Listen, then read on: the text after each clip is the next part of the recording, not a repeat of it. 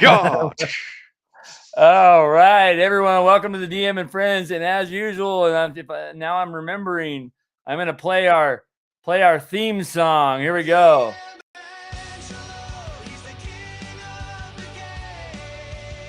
Hope you guys can hear it. Welcome, everyone.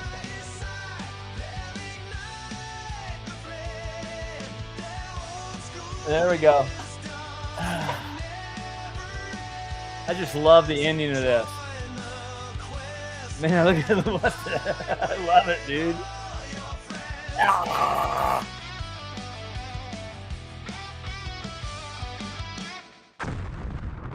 Boom. All right. Welcome everyone to the DM and Friends on our Saturday Hangout session. Man, this mic is right here, isn't it? I think people like that. And I, of course, have one of my dear friends on with me tonight. The one and only, the man of many talents. Doesn't even need an introduction. Our very own Stephen Clemens. The prettiest guest you ever had. The baddest mama jamma ever to be on your channel. And he's right here and he is ready to rock. That boom at the end of your song, that's what happens when your big brain activities get too big. Boom. Oh, yeah. I love it. Thanks for y'all? jumping on, man. Happy Saturday, by the way. Saturday, yeah. Busy man you are. Let's see what we got here. Man, we got all kinds of the chat's already freaking jumping off. We do. Let me call out some people that have, and by the way, Steven, it's your job. If I miss any questions or anything, slap me. All right. Number one, guys, by the way, this is also being streamed on Steven's this guy right there on his channel too. So please go over there, and he does some really cool stuff. Check out his channel, subscribe to it, hit that notification button, and check out some of his read-alongs, reviews, interviews. I mean, you do all kinds of stuff over there. So that's right. It's definitely worth a look. And if you know folks, friends of yours that won't watch this on YouTube because Google's an evil company, this and that, this is currently also streaming on my Rumble channel. And quite a few folks tune in for it. So that's good. The word is spreading about the DM and his friends. Yeah. That's funny because, you got a pretty decent presence on Rumble too. So, I also stream this channel to Rumble. It's just to kind of get, things going over there, even though that's not my focus. But dude, you've been doing this for a long time. So you upload your videos over there, all your reviews and everything's on Rumble too, which I think it's a great platform. So, yeah. What do you think about Rumble? No, it's pretty cool. And they don't put near as many hurdles in the way of monetization as YouTube does, because if on Rumble, if you get the views, they give you the cash. Now, of course, there's a floor that you have to hit before they'll disperse it. I think it's like $50 or something. Same thing with YouTube. And a lot of other revenue generating platforms like literary platforms, analytics, but if you get the views, you get the cash. And they don't censor, because like I've gotten a content strike from YouTube before. They give me crap about some sound clips that I'll play that are free to use, but they'll strike it anyway. And then one time in, I think it was my review of Body Double, I included a screenshot from the movie with full on tits in it. And they're like, no, you can't do that. Well, Rumble was like, yeah, roll it. So if you want to see my movie reviews with full areola, Rumble. That's actually amazing. Because, that's funny. I was going to actually, do you think I'll get banned if I show your tits? Yeah. I think they'll probably monetize you harder, baby. Yeah. You're so stupid. Harder. Man, we got so many folks up in this chat. I want to give everybody shout outs. I got we squirreled on this little, I just, that's what the free flow of this channel. And I, like I said, if you guys, slap me through to get my attention. But yeah, let's go to some of the people that have logged on, which, man, thank you guys for jumping on. Freezer is here. Yes. The And I freezer. saw a little joke in there too, that you TPK'd him this week. And you're I like, don't forget it. did, and Matt Sherman, And that's oh, sure. hello, and my niece, and my future nephew-in-law. I was running Yes. them through Zanzer's Dungeon for basic Dungeons& and Dragons, and I have never killed so many player characters. I ran Oh this my thing 12 God. times before then. This was my 13th time running this dungeon. Never in my life have I Yeah, killed you did anywhere it. near this number, and I wasn't trying. I Yeah. mean, the two of them can tell you, like, the dice were with them a lot of the times. It's just they were the RPG gods were determined that Freezer, my niece, and my future nephew-in-law were all going to get blood in to Dungeons and Dragons, and it Jesus. totally worked. So yeah, I'd like to hear more about that in a little bit. I want to hear what it was the dice, whether it was you being mean or just some bad choices, or so we'll get to that in a second. But yeah, Freezer is here. Valimar Clever is here, and I saw you on Tankar's Tavern. You stated you were coming over here from there, so thank you so much. Tankar does the Gamers Health every Saturday, and me and him work together on quite a bit of things. He's actually going to be on here next Saturday, but I'm trying to start this right after his show and go in and participate. And because I've always been at Gamers Health, I like that. It's kind of a really great community live stream where everybody's just talking about random stuff, and I love it. And that's kind of what our Saturday night is too. So I saw you on there, Valimar Cleaver, yeah, Cleaver, and thanks for jumping on. Agile, I do see you, and thank you so much for jumping on too. I saw you over there, and love you, buddy. Up, Agile. Good seeing you. Yeah, and I found out just recently this is an I instead of an L, so it's Egintium, which I think he said this was his one of his characters like 30 years ago or something, and that's what this name is. But good to see you. Greetings, my friend. Freezer says with our refrigerated beverages. Oh, okay, so that you must have took his beverages out. Matthew Sherman is here. Hi guys. Agile says hi to everybody. Freezer, yo. Dreg is here. Good to see you, Dreg. By the way, Dreg and Mark the Shark, who were winners of the modules, I failed today. Everything is labeled and ready to go, and it's literally still on my table. I will have them in the mail tomorrow. I am super sorry. I failed. Can't believe this. I could have said I sent them, but there's a tracking number on all that, so you would Everybody see that they hit haven't the been dislike picked up. button twice. Make it extra hard. Dislike. Yeah. Everybody. Yeah. Valimar Clever. It looks like Angela is pronouncing that he likes big TT. What is TT? Goth girls. I don't even know what that means. What does that mean? I'll explain to you off air Later. in your Instagram feed. Yeah.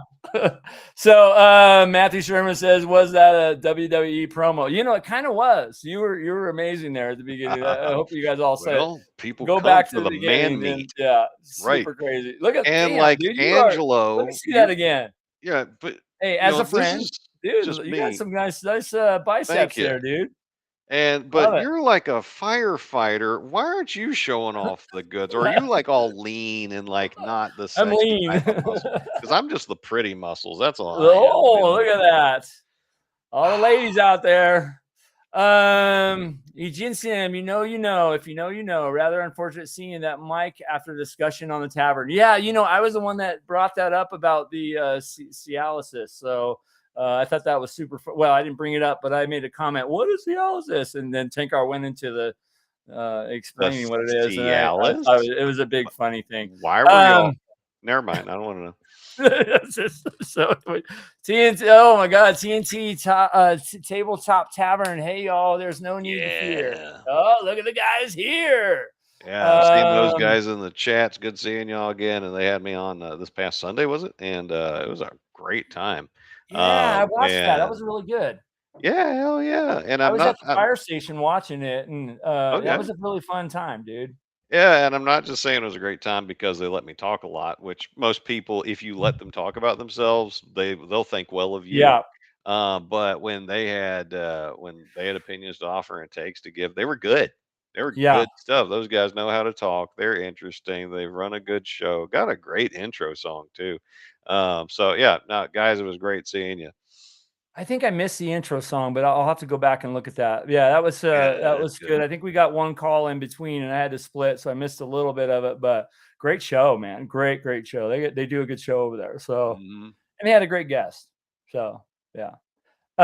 Joshua, yeah. So my ear trumpet. Oh my God, why is my mom calling right now? Doesn't she know that I'm busy with Stephen Clements? All right, mom, I can't. No, I wait, is can't take. that mom or mommy? No, that was Those are mom. two different people. That was real. That was mom. Okay, all right. My ear trumpet gifted a membership to Joshua Nice. Kanapeki 665. I hope I pronounced that right. It's hard to Napkin. I'll pronounce go with things when that. there's numbers in it, right? But yeah, thank you so much, dude. That's super awesome. I really appreciate it. And welcome, Joshua, to welcome to the community, man.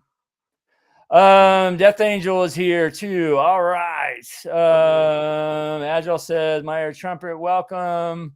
Good to see you guys. At Jim, I guess Angela isn't suffering for circular. Yeah, I'm not. Thank goodness. Yeah, that was if you know, you know, guys. Never, yeah. And we'll get to the shirts today. What are you? Well, we'll get to what you're wearing. All And this is in honor of you, by the way. right. He If you know, blames you his know. addiction to goth girls on me because I sent him Yeah. like 6 goth girls on Instagram. He was addicted long before I showed up. Ask him how he demands people serve him the cream in his coffee at Starbucks. Ask him. Ask him. I got several reels about that come up in my feed every day. He likes a little something extra in there. Let me see, Matt. Bunch of platform peeps in the chat. Yes.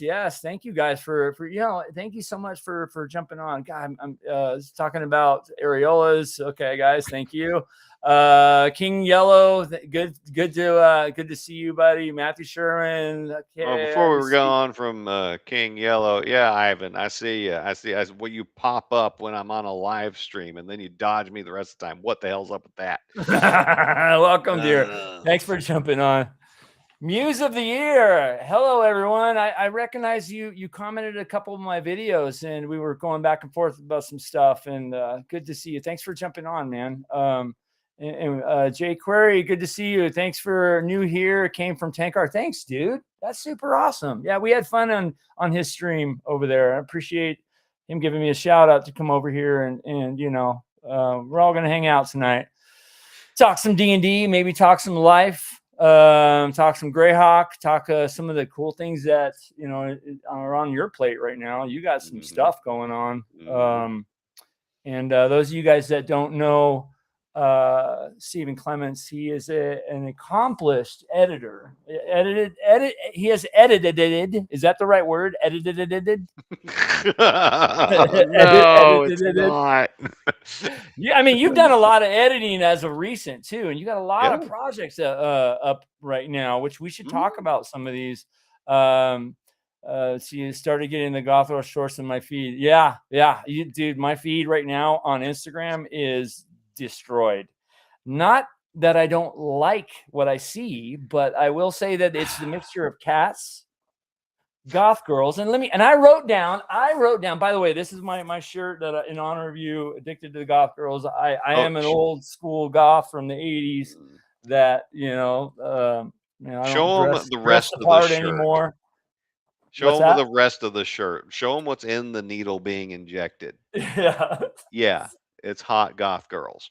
Miniature hot Yes. goth girls being injected What is straight in the that? vein. So I guess he's and you can see the whole your crotch, like the needles dropping on the ground, and Desperate. it's a little crazy.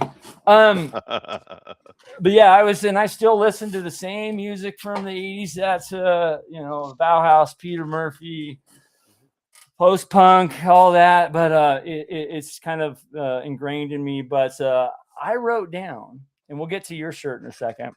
Hmm. I wrote down the last video, not that I got from you, maybe it was from you.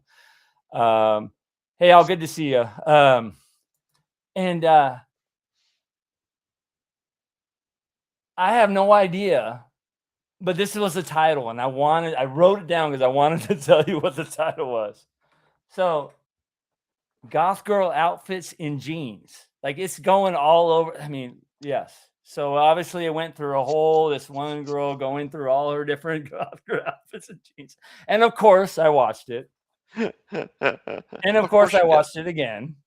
Uh-huh. Yeah, and Yeah, 3 hours later, they're like, "This house is burning down. What are you doing? yeah. What So are you doing?" Yeah, and yeah, the Death Angel saying he still listens to his '80s metal, and yeah, love it. the girls in the big hair, that was all hot. They knew what Oh to do with man, fishnets and spikes. I mean, the '80s was some peak stuff. I mean, was it more analog and maybe less convenient than the modern world? Yeah. If you're in different parts of the world, did it suck a lot? Yeah, but it sucks to suck. If you're in America, things were pretty, pretty damn cool. yeah. Just saying. Yeah, yeah, I'm a Gen X to the core. 73 was when I was born, and yeah, I kind of grew up. I mean, we had some great music, great times.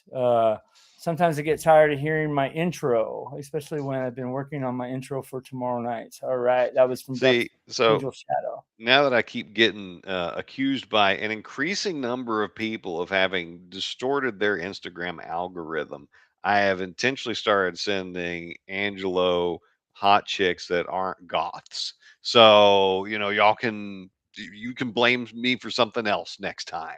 But Yeah, if you're yeah, like, "Oh no, I have this like, corpse bride addiction," well, blame yeah. yourself. You're just using me as a crutch. Yeah, yeah. Well, it is increasingly. I think since probably October, maybe August, September. I don't know. That'd be about right. Yeah. Um, it's got more to my liking. So, yeah. You're welcome. So Well, my shirt is not that, but it is for a game designer and friend. This oh, is I've worn it maybe once before. This is Larry Wickman as the Midnight Shuffler promoting his game Shuffling Horror. It's a board game themed around horror movies. It's a hell of a lot of fun. I've run it at North Texas a few times and at other cons, and I love it. yeah. Yeah, and I love it. he's Yeah, hot on the con scene. So if you see Larry Wickman or Gamewick Games, go hang out with him. He's a heck of a lot of fun. yeah, yeah. Yeah, That's very runs a good cool. game. Let me see. We got a couple people in here. I want to Yeah, give bunch shout of outs. So people in yes, here. This Gordon is great. Stones, you're here. Thanks for jumping on, buddy. And I do see the one and only DM Leo Girard is here from Facebook. Good to see you, bud. Verbalage Von Doom, Verbalitude, and then I don't. Okay, here we go. We Verboten got von our first Thun. question. So I want to definitely talk about this one. This is really good. So, by the way, I have never seen you on the channel, so thanks for joining, and I'm glad you're here, man. Welcome to the DM and Friends community.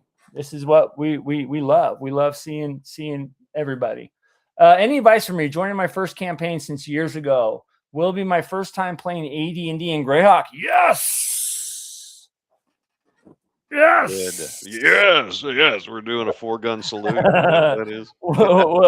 Will be a Sulis, warrior, fighter, noble. Okay, well, any advice for me? Would you want to tackle that first? I have maybe a couple ideas. Sure, yeah. You specified the nationality and the social caste of the character. So ground yourself in that. Pick Yeah, a stereotype or two about the Suloese and make sure to work that into your role playing, into like maybe even if you're not using dialogue when you're describing to the DM, this is what my guy's thinking. Put the prejudices that are common to a Soloese into that to give them the exactly. flavor because if you're not going to bring the flavor of the Sulawese, why bother specifying where you're from? So really play to that. And then you say they're a noble. Well, what kind of noble? We talking petty noble, broke, landless, trying to recapture the glory the family's lost, or are you like a pampered one? Play to that. Now, I think for an adventurer, somebody that needs to prove something is going to be more interesting and more driven, because that's one problem that I think a lot of players run into is if their character comes from sufficiently resourced background, they don't have to adventure, they're just doing it. Like they'll play like, I'm just going to leave, this dungeon's a really horrible place, why would I be here? Well, the game is for adventurers. Play an adventurer, someone who will throw themselves at a red dragon because there's 10 gold on the other side of it or something. So yeah, Yeah, I love it. that's what I'd say. That's Really great advice, bring the man. flavor. Yeah, one thing you can do and go into the and I thought I had it here in front of me, but go into the gold box for Greyhawk and look up kind of some traits for this Sewell people. In Greyhawk, there's a lot of mixture in of the humans, so there's very few purebred, I guess, if that's what you want to call it. But go in there and check out, kind of some. You can pick out some things there. Yeah, number one, a lot of them are very pale skinned, and there might be some prejudice they have, or for some things that happened in the past. So go in and research that, and double click on it, play it like that, or not. But have fun. Bottom line, have fun, man. Have fun. And I'm super pumped for you. So that's really cool. Number one, that you're joining your first campaign and several, since from a long time, sounds like. And number two, you're playing AD&D. Yep. And number two, you guys are in Greyhawk, which is, you have hit it on the nose for me. So have a good time, man. Have a great time. Thanks for sharing that. That's good news. Yeah, super fun, man. Super fun. And I see some other good advice in the comments too. So yeah, don't just listen to us. Read the comments from the other folks. Yeah. By the way, give him some tips, guys. Yeah, I see Dregs answered back.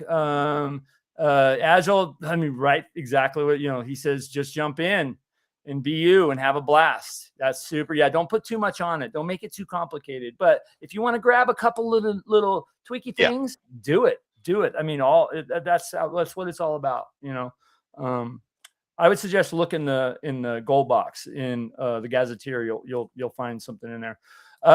Ladies and gentlemen, Blair Blur is in the house. Hey everyone, I'm still working. I'll be back later. Just wanted to say hi. Thank you so much, Blair Blur. You're the best. We all know it. You are the best.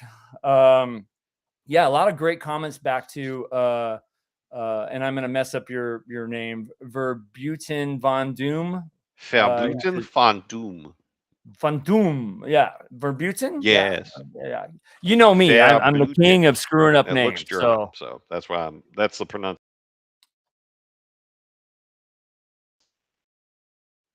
Did we lose you there? That's how I'm going with it. Yeah. For like a second. Yeah, it looked like it. Always. Can you hear me? Yeah. Kind of cutting in and out. Okay, good. Azrael says, Blair, love seeing you here. Hope you're safe and well. My sister. Stores and Stones, my favorite. This is one of my favorite Hangout channels. Yes. Let me see. Man, easily play it. So okay, here we go. There's something from Dreg too. Wow, he did a really Dreg's always got some kind of, I think he's like I don't know where he pulls all this stuff from. Easy play a soul fighter with a Viking sword, long sword, or even Scottish broadsword. Yeah. There you go. Okay, I'm gonna try to get through. Fugile One is here. Good to see you, buddy. Mr. Rourke is here. Sparky, good to see you. King Yellow. Okay, I'm gonna try to get through. Just checking to help. Fantasy Games. DM Greg is here. He says, I wish I could stay. Have a great weekend. We are all addicted to goth. It's a spreading contagion. What the hell? Love you, buddy. DM Greg, I know you had some stuff going on. If you want to, yeah, thanks for checking in, my friend. Good to see you, Greg. Um, And Greg, I believe it was Greg that dropped in the comments about um, the moving to Japan post I made, that yeah. he Let's get to said that. that you two were going to come and hang out, like Yes. pass out on my floor so we can play games all the time. And I'm like, all right, floor con, we'll do it. Now we only have room for one game at a time, so whatever someone's running, you're stuck playing it. But Yeah, we yeah. all going to be in it, and there's a limit of like 8 people because I'm pretty sure my wife will let me shove any more than 8 people into whatever apartment we wind up with. Let's do it. So We'll do it in Japan. yeah. So I mean, that's interesting because I was gonna, I've kind of known that you were doing a job switch and you were, Mhm. if you want to talk about it, you went public with it, I Oh guess, yeah, yeah. Well, a heck, couple I days announced it ago. first on this live stream a week, 2 weeks, something like that ago. But yeah, no, I'm blowing this popsicle stand of Florida and headed across the world to the southernmost prefecture of Japan, Okinawa. So I'm going to go look for the Kaiju King Caesar because he had the best design, but he was the lamest when it came to a fight. Got the least amount of airtime. And I've already connected with some of the gamers over there. And one of them, I believe, is who's been in the chat here before, Raspberry Belay, told me that Shellback Bow was somewhere in Japan. So Shellback Bow, I've seen you here tonight. What's up, man? If Raspberry was right and you are in Japan, drop in the chat where you at. So maybe we could game together sometime. But yeah, I'll be there Yeah, for like two to yeah, he's five over years. there. Oh, he Yeah, is? Shellback is a pretty live on the Discord channel. Okay. By the way, you guys that don't know this, there is a Discord channel associated with this YouTube channel, and a lot of us are over there, just hanging out and talking a bunch of crap and talking about D&D too and other games. But yeah, I'll put that link Man, in here to and Freezer Okinawa, already dude. busted my He said, chops about when we doing Star Wars Wegs, lads. Man, dude, I just ran you through your first game of basic D&D. Let me move before I kill you in space in a galaxy far, far away. It'll well, happen though. when you do decide to run, and I think that was one of the first conversations you and I ever had was I our think it love was. for D6 Star Wars. And yeah, whenever you do that, count me in if it's possible. Yeah, yeah. Because I love that game. I can't get enough of D6 Star Wars, man. That is fun times. Okay, I see Um, shellbacks in Yokosuka, so that's up on the mainland I'm tracking. So that's cool. And that's all right, man. And I see another person was like, Okinawa, he wants to do a dojo tour. Well, Okinawa is where Mr. Miyagi and Shotokan Karate came from. So, yeah, Daniel-san, that's right. Though yes. I believe it was Karate Kid 2, Mr. Miyagi allegedly They went went back back, to yes. Okinawa, but that was filmed in Hawaii, so that's not Okinawa. But Really? They from filmed it in Hawaii, huh? everything I've read though is that Okinawa is Japan's Hawaii, and it's better, as in it's actually affordable. There's more to do, and you can get to it way easier. So yeah, I'm gonna that put the sounds like a winner to Discord me. server in here for you guys. That's the link. That's the invite link if you guys want to go over there. Yeah. So, how far is he from where you're going to be at? Probably about 2 hour flight, 2.5 hour flight. Yeah. Okay. So unless we were like really powerful swimmers, it's it's a weekend. And Yeah.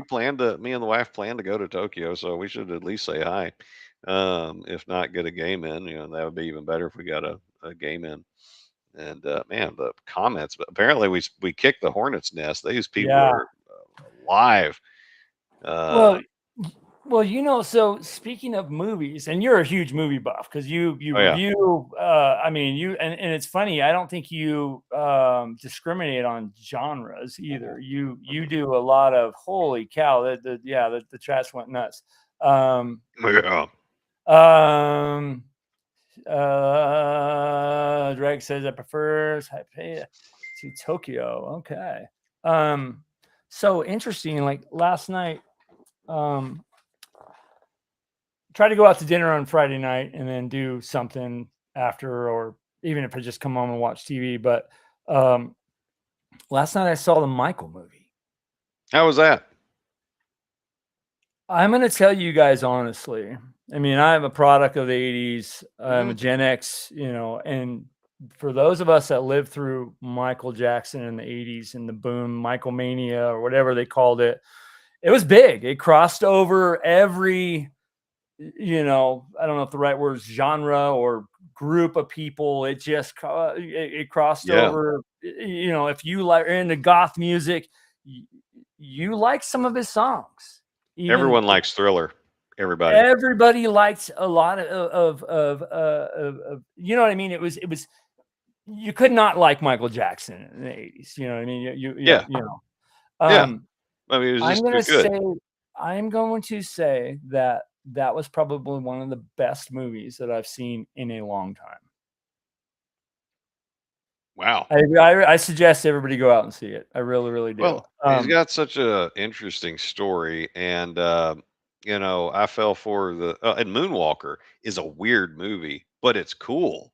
It's really cool. And he was in that, like Michael was in that. Yeah, And he was like him existing was good for race relations in America because he gave yeah, something for everybody to like, and we could be cool with each other. Things were getting better until some people intentionally made it worse. And he was a big part of making things better. yeah, He gave us something that we could all enjoy. And boy, the hatchet job they did on him when he decided he wanted to be his own man and not be run by the labels. Um, he was almost big enough to fight the machine and win, but they yeah, took him down. And to the best of my knowledge, and feel free to correct me, but he never got convicted of anything he was accused of. But the slander worked, didn't it? It made a lot of people not like him anymore. But I'm pretty sure he was innocent of all that stuff. There was just some really bad people going after him. And it's terrible. It was yeah. terrible thinking about the last days of his life, like the amount of stress that he was going through when he brought so much joy to so many people around the world. Yeah. Is staggering. I mean, what a life. Well, one thing about the movie, whether you liked him or not, the movie was good, and it wasn't because I feel like I go to movies now, and you're either getting preached at about something, you get Hmm. preached at about something, and I go to movies to escape, not to think. I guess is that the right word? Is that the right kind of? I don't need to like, Yeah. Yeah. try to. Oh, you got to feel bad about this. You You know want to what I mean? enjoy something. That's Yeah, what and made movies popular. It inspired people. and it's funny. I have a buddy who's in the film industry, and he's actually going to come on here. He's a huge lover of D&D, and he talks about because he's a movie maker, and he talks about you just want to go to be entertained, and that's where the skew of movies has gone. Is, oh, I'm going to go there to be educated or to be told that I need to view think a certain way. Well, that's not what think about Raiders of the Lost Ark. Think about movies from the 80s or movies we love. You went there to get entertained. And I was actually entertained in this movie. You know what I mean? It was a PG-13 movie. They kept it very, very clean, very there was things they were talking about, and it was really just about his life. And it was very, very interesting. Um, starring his nephew. I don't know who that was that played him, but he did a damn good Think job. His so. moves, his like I don't know the behinds of it. I didn't look into it at all before I went into the movie. So I guess that was a question from Valimar clearly. Yeah, Michael Jackson starring his I guess that would, I mean, it looked just like him. So Well, super crazy. thanks for the Um, confirmation, Sparky. And there you Elvis, go, Sparky. that Yep. was a guy who his management ruined him, but he didn't. I don't think he fought them. They indulged him and drugged him so much. There's this thing about celebrities. They get a handler and they get drugged into compliance, and the ones that fight back, magically they get accused of all these awful things. Wow, it's almost like there's a plan to keep them in line. Yeah. Well, that's great that that was a good movie. And like Thriller, the music video, I was just doing I was editing my review of American Werewolf in London earlier today, directed by John Landis, and I was looking at John Landis's credits, and he's a legendary director. He directed Thriller, and I was like, oh well, he had the best of the best working on this music video, and that's Yeah, why it slaps to this day. yeah. So good, man. So Glad to I hear it. while you were talking, I had to answer the phone from my mom. She literally called me 4 times in a row, which is not like her. I said, "What is it?" And she's like, "I sent you a text." I said, "Mom, I'm on a live stream right now." I should have put her on.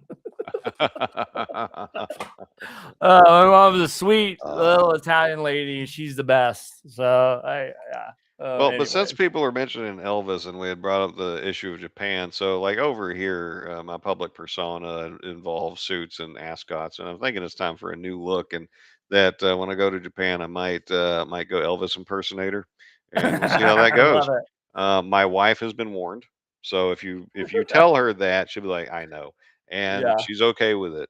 Yeah, because Elvis was a king for a reason. His music's still good to this day. Um, yeah. Here's a funny comment from Dreg. Yeah, that's gonna be fun. I want pictures or I don't believe you. How's that? Dreg says he always thought the Cat Lord from Monster Man 2 looked exactly like Michael Jackson when he was a kid, but now he think it looks like more like George Michael. Yeah, it's a thing. No, I see what you're saying now that you mentioned it, Dreg. Let's see. Oh, but so let's see. We've got some other folks talking about what movies they've seen. Shellback. You got man, it's been a minute for you. Chitty Chitty Bang Bang, good movie. And with the kids. So as part of my ongoing education effort of my niece and future nephew-in-law, um, and to refresh my memory for upcoming gothic movie talk I'm going to have with Chris Holmes. I made them watch the original Wolfman with Lon Chaney from Universal Studios, and they had never seen it before. They had no idea. So I'm introducing them to other good stuff. I put on the nephew-in-laws to watch list Kung Pao Enter the Fist. So I'm gonna educate them right. And Okay, so Godzilla minus zero. That's good stuff. Sorry. somebody requested to call. Hey, mom, are you there? Can you show me your face? Please tell everybody you said hi. Hi, mom. She's not going to show her Hi. face. Hi, mom. So I just want you to know you're live right now on the internet with about 3 million people. Just say hi and say how much you love your son. I love my son a lot, but not enough to show my face. We love you, mom. I love you, mom. Bye. I'll call you. I'll call you when this is done. All right. Well, I'm gonna just let Louise know that. Okay. That's too much information. I'll talk to you. Yeah. No, we don't want to hear that. Okay. Bye. Love you. 3,000. Bye. All right. Bye. Okay. There you go. Don't dare me. Oh yeah, and Sparky mentioned Graceland, Elvis's home turned museum. If you've never been to Graceland, it's legit worth seeing. It is wild. I would love to have that place. And the Top Gun movies, good choice there. Uh, Easy Miss Son, and yeah, hey Angelo's mom. Everybody's saying hi to your mom. Hi, mom. That's funny. I was gonna bring up the monster manual here, the Cat Lord. I need to see this picture. If it looks like George Michael now, I don't know. I can see the Michael Jackson resemblance, but Kind of looks like the son of Sam. oh god, That's really what it looks like. yeah. We'll get him to Big Trouble in Little China there, Easy Miss Son. We're gonna get him there. Also loaded him up with Bubba Hotep because I reviewed. I also edited my review of Phantasm, directed by Yeah. Don Cascarelli, who also directed Bubba Hotep, one of my favorite movies. Yeah. Ver- Oh, thank you.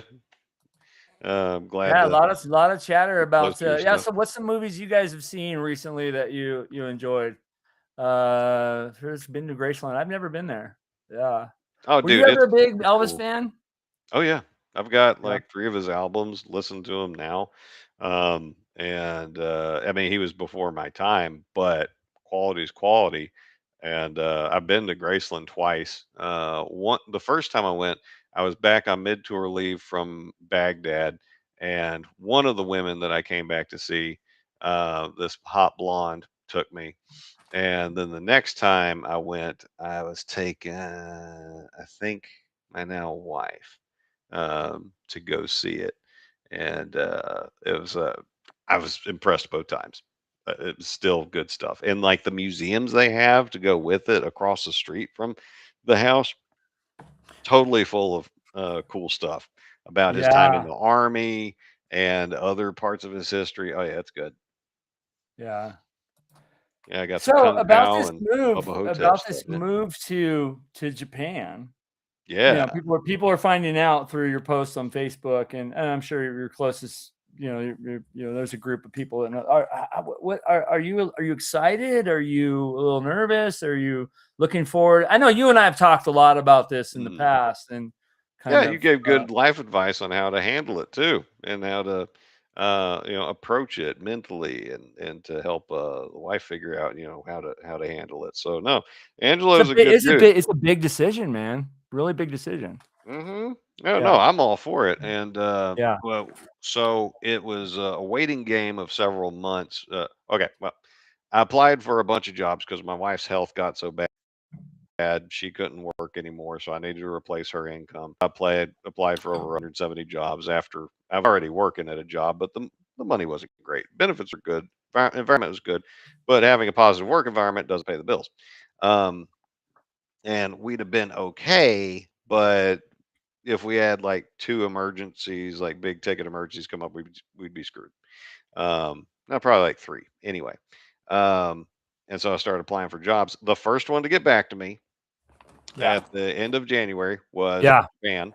And then 2 days after the job announcement closed, they contacted me for an interview 2 days later.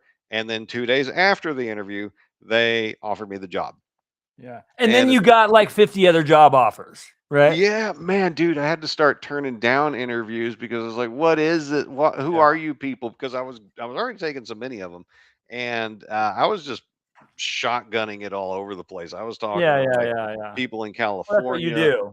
in Yeah. Ohio, which I consider its own circle of hell. But I was willing to do it. Wow. I am not in the military anymore, Agile. I was in the army, and rather than stay in and be promoted to captain, I would rather have slept under a bridge. So the military life is not my style. And sword and But stones, you were I'll in for figure it out. several years, right? Yeah, Too. You. three and a Yeah. half. Yeah, that Oh, was. okay. I thought you did a second. You re-signed once. Oh God, no. Oh. You couldn't talk me into staying in once I figured out how much the military life sucked. Yeah. But By the way, he goes into a lot of this during little. I hope you guys oh know yeah, this, but Steven, when I started this channel, was the very first person that I did a one-on-one interview with, which, thank you so much for that, because that was so much yeah. fun, and it really, uh, it was very cool, very, very cool. And so he kind of talked about kind of his military career in there, which was super awesome. If I can find it, I'll put it in the link, but maybe if you go on to my channel or his, you probably can see the link.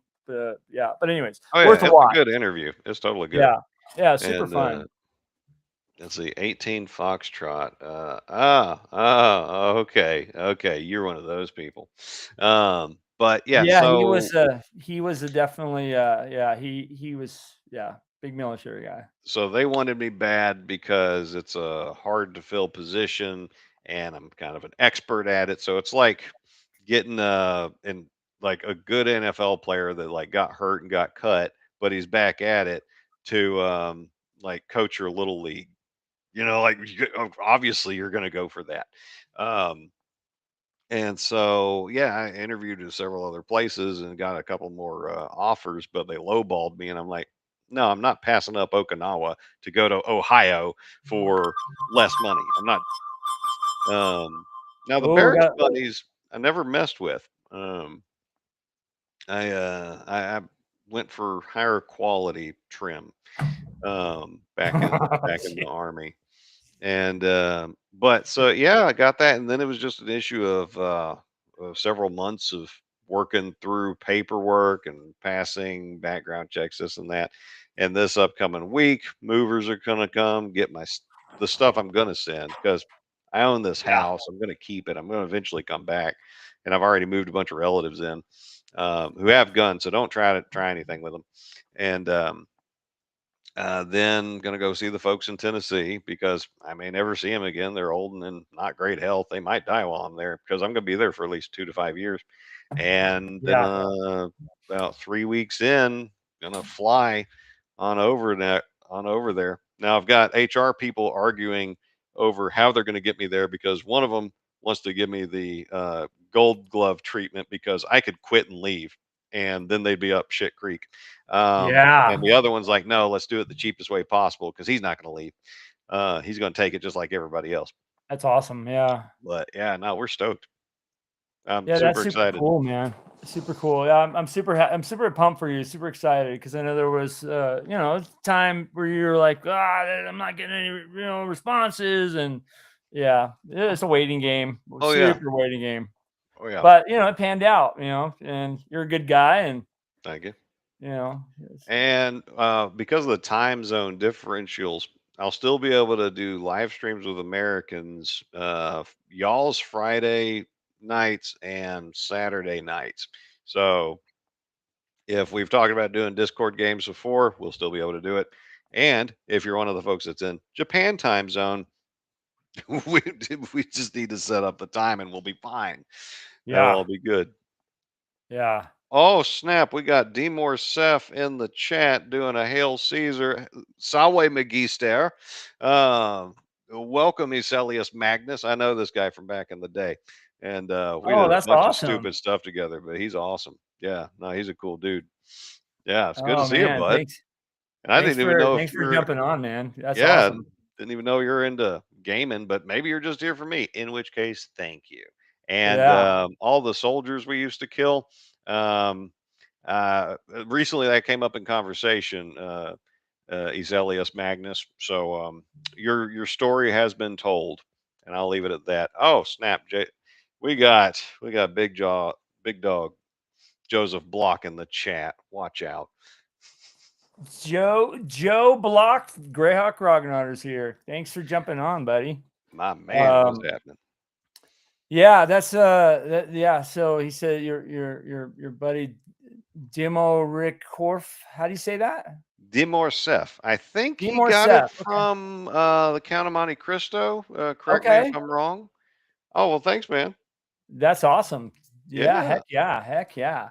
Um, yeah, yeah, I think that was super pumped for you, man. Super pumped, and you're still going to be doing it because I mean, like right now, I know and if you want to talk about this too, we can. I know you're doing a whole bunch of editing right now for Yeah. different projects. Are Yeah. you still going to be able to continue doing that over there Oh with yeah. your full time? Okay, That's it. Yeah. No, I'll still be able to do that stuff. And because email has yeah, knocked down any barriers to that being a problem. So if you're interested in working together on something in the future, I'm still available at the same points of contact. And I'm still like perfectionist and drop everything else I'm doing to focus on whatever project that I said I would work on, and just burn all my free time until I get it done. Um, I was still going to do that, and I know like Freezer, we're working together to up the presentation quality of his Legacy of Kain World of Nosgoth RPG.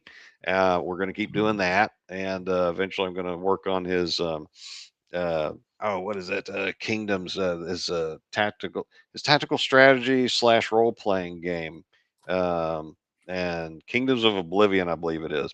I yeah, he's haven't working played on it that right yet, now.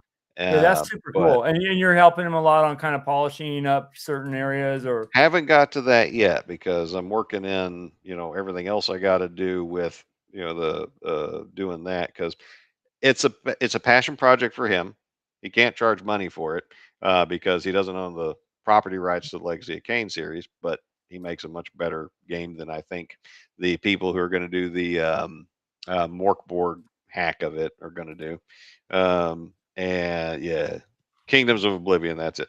So we're going to take care of the Nosgoth thing than the Kingdoms of Oblivion game, which sounds super cool. And I could be wrong, but from talking to him about it, sounds like it reminds me of the Sega Saturn game Dragon Force. If any of y'all remember that, and that's I think widely considered the best game on the Sega Saturn, where you get to Yeah. have battles and you get to do role playing. You get to do both of them. Yeah. Whoa, we have an intruder. Whoa, we got an intruder alert here. What is going on? Intruder. Oh crap, it's him. Intruder It's the boss. alert. I'm not here. Give it. Yeah. Okay, let's turn off our videos. Here, let's turn off your video. Turn off your video. Now minimize ours, so it's just him. Yeah, I bet you he is he's trying to sync his audio.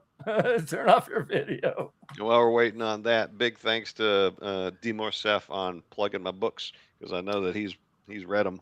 Call Me Tennessee and Memphis Dirty, Tales from the Dirty South. Thank you, bud.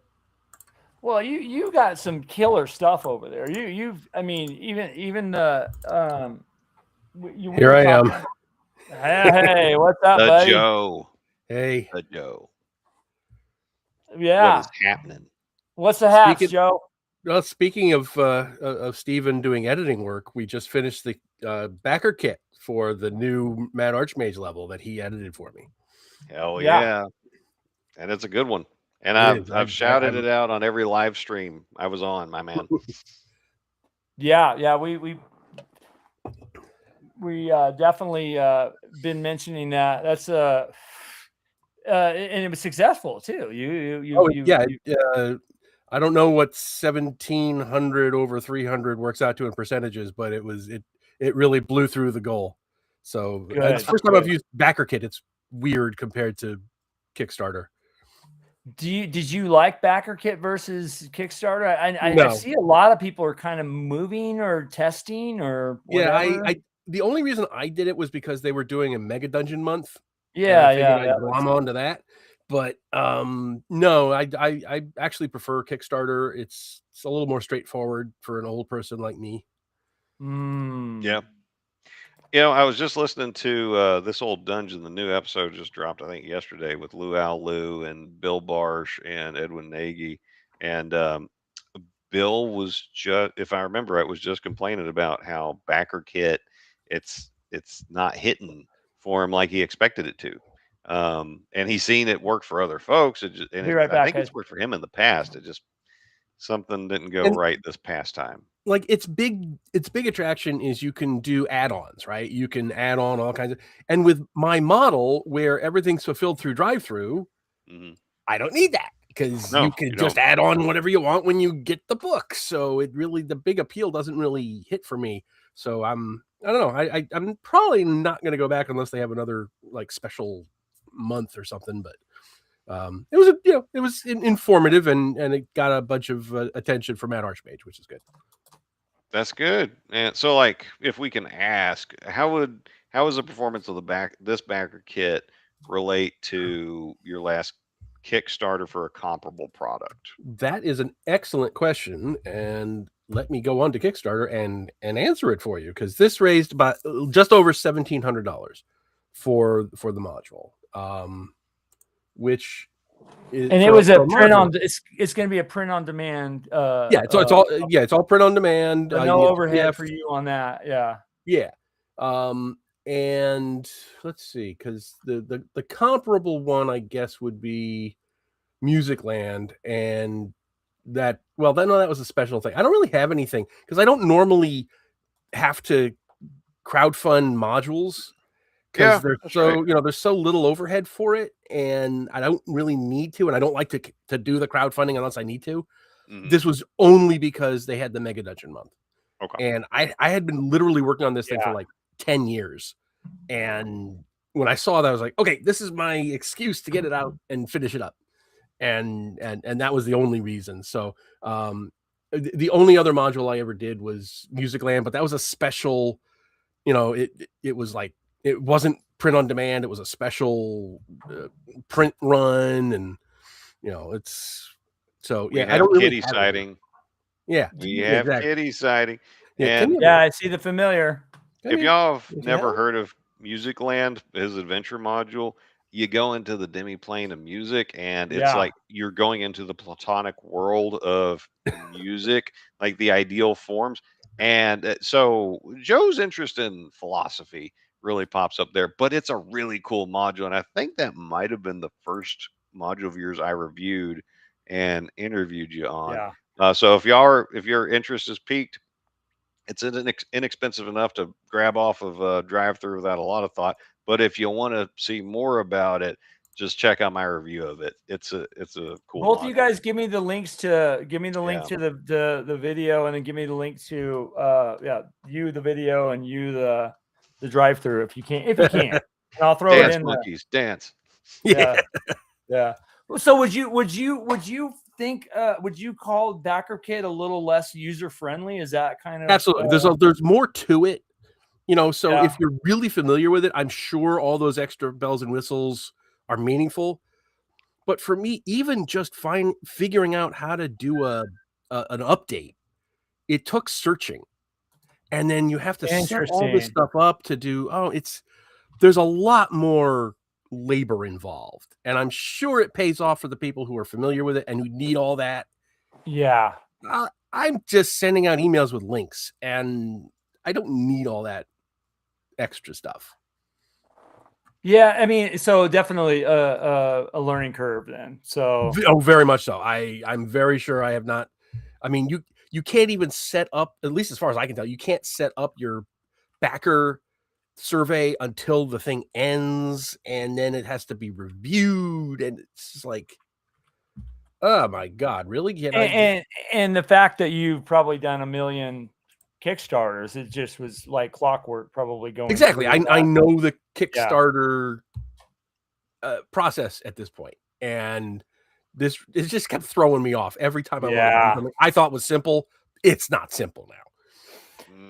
You guys, I just put the link into Steven's review of that, so go check it out. Mark it, bookmark it, do whatever you need to do. But number one, but number two, go in and also subscribe to his channel and just check out some of the cool shit that he does over there. I think you got a really great vibe, and you cover a lot of ground. You're not just doing videos on one thing. You have a really wide scope of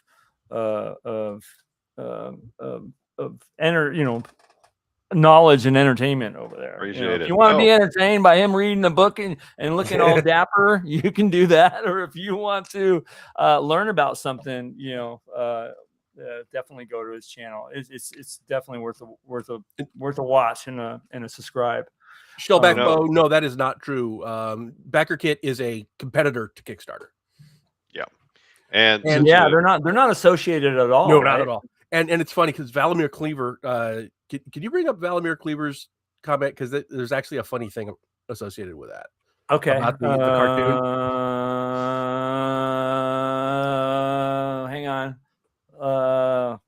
Okay, and then this I just put in the link to your drive-through for Music Land. Who was it again? Valimir Cleaver.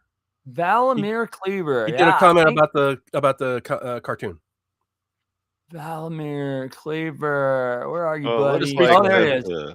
Freezer has definitely watched that video because he is like quoting the Music Land review at you and asking questions. So it's very funny that you should say that the silly symphony about the musical instruments, because when I got the artist, I actually sent him stills from that as inspiration for what I wanted the music, the living musical instruments to look like. So yes, that is exactly the inspiration for the look of the thing. This is and by the way, another comment from him. Just subscribe to your channel, Steve. I'll check it out after the stream. The thumbnail link video makes me think of BFRPG. Nice. Appreciate it. Thank you very much. And so Ilginsium, I know that's an I. I know that's an I. Ijimi-san. Ijimi-san. Yeah. Ijimi-san.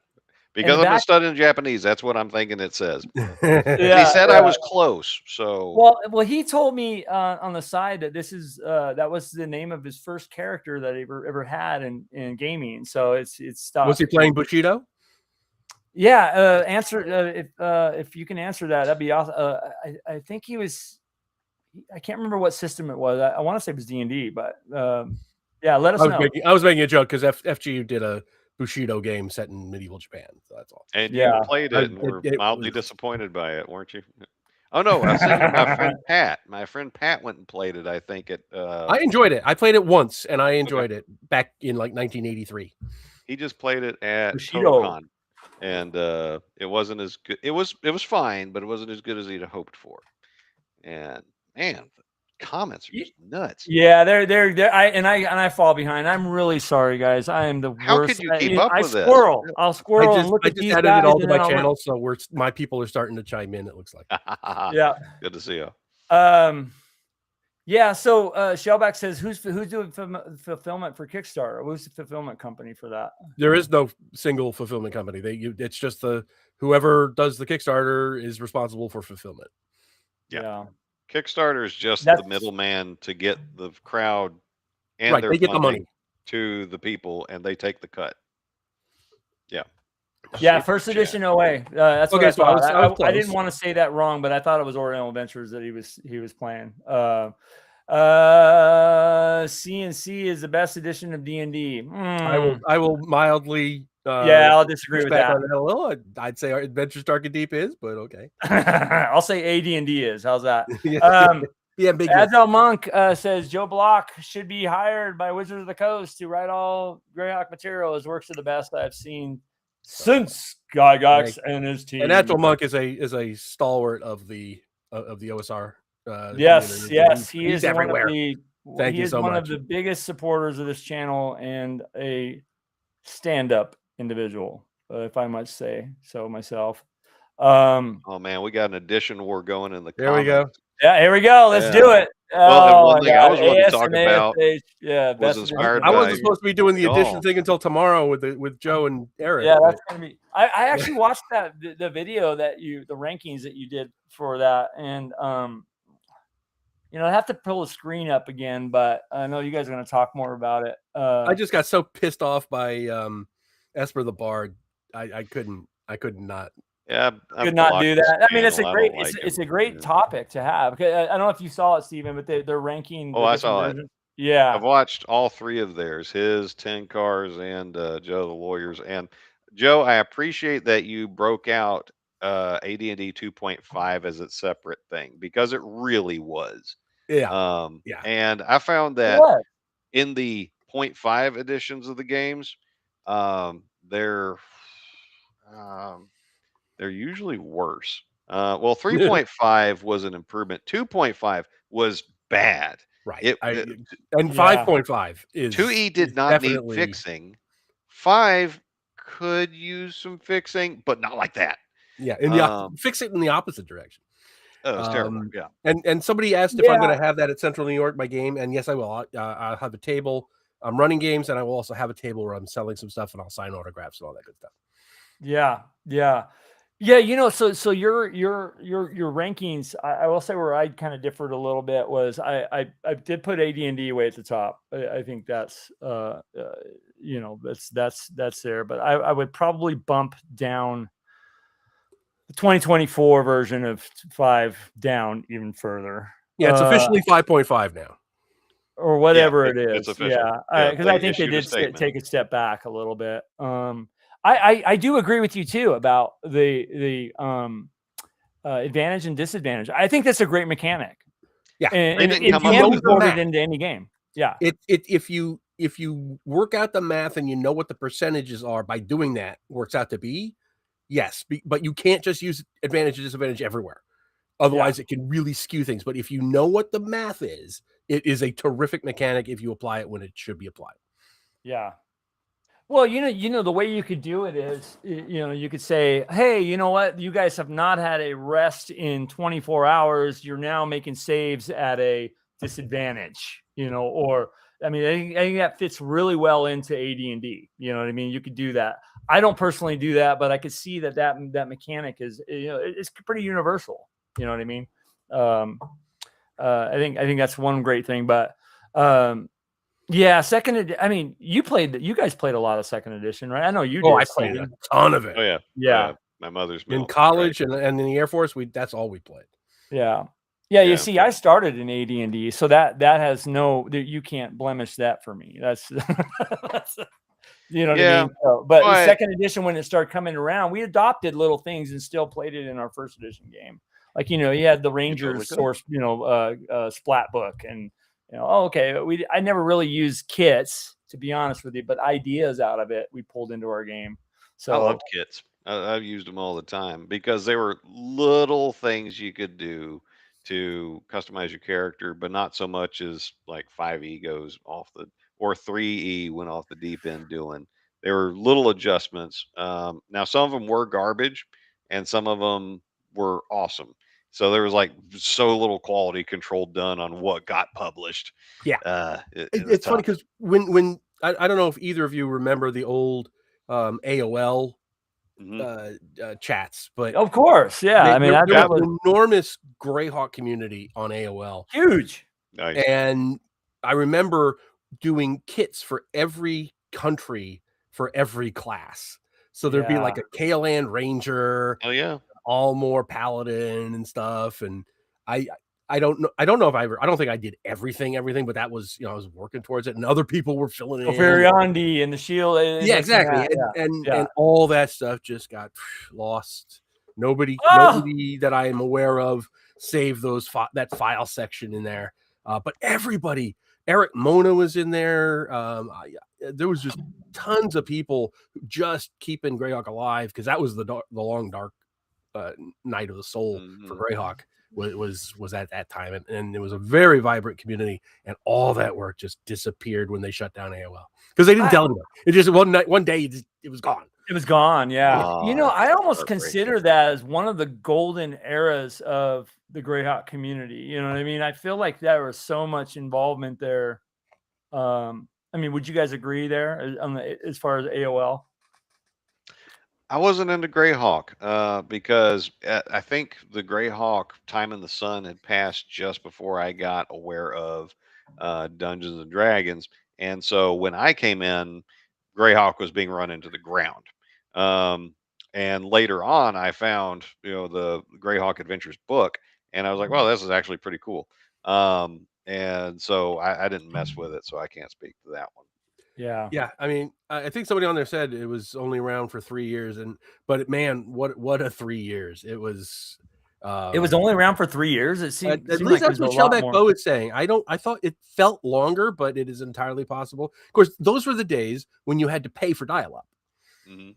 It was AOL was not free. You would go on; it was like $6.50 an hour, and you'd log on or something. And I remember when CompuServe was $12.50 an hour. This was in 1985, and you would have a book for every city, and they'd list out the phone numbers that you had to call. And if the one was busy, you'd have to call the next number down on the list. Yeah. So yeah. And $12.50 back then was like $50 an hour today. Yeah, that was real. But it was cool that was even possible. Yeah, exactly. Yeah, and so then there were BBS. Yeah,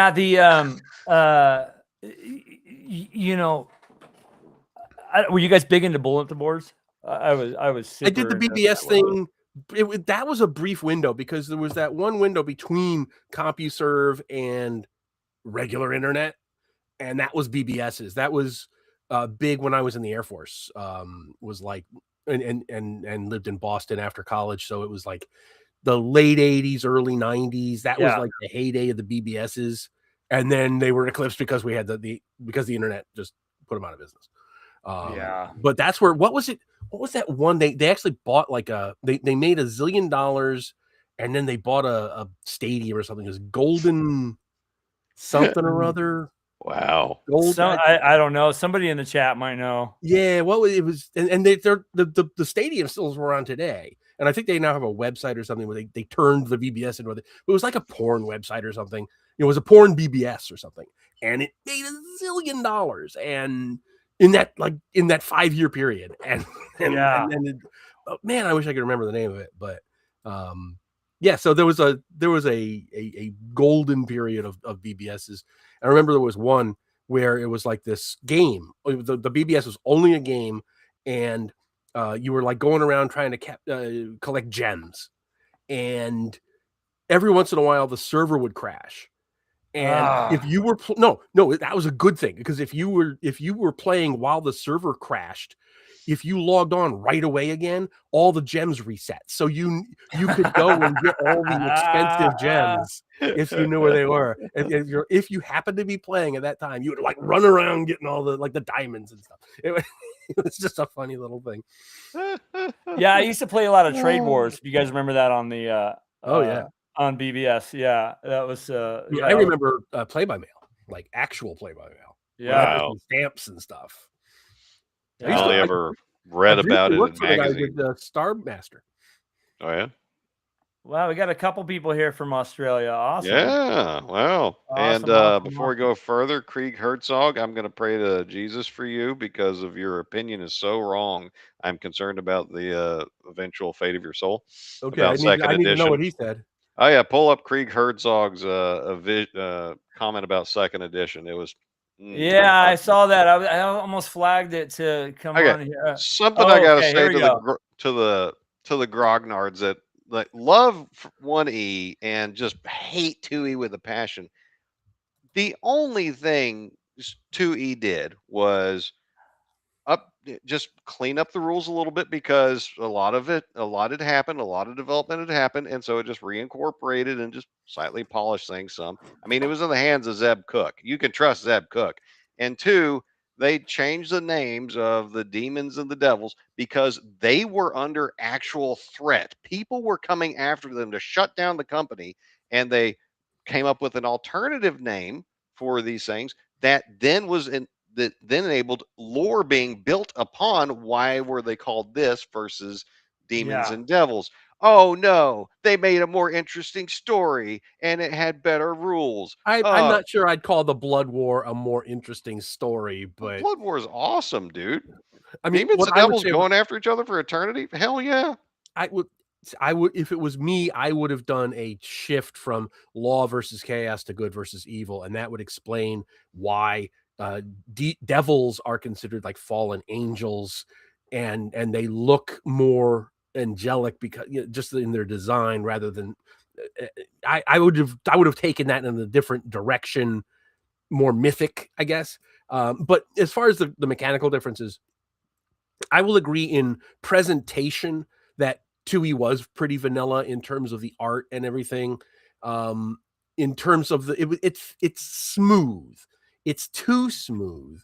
But in terms of mechanics, you can play a 2E module with 1E rules and vice versa. There's no difference. The differences were I mean, the similarities were greater than the differences in 1E and 2E. And they were totally play 1E with compatible. kits. You can play 1E with kits and it will work fine. I like kits. I loved kits.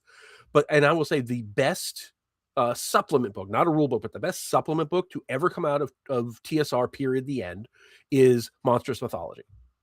It's the blue book. Yeah, that was pretty awesome. I still to this day, that's one of the few 2E books I still have a hard copy of.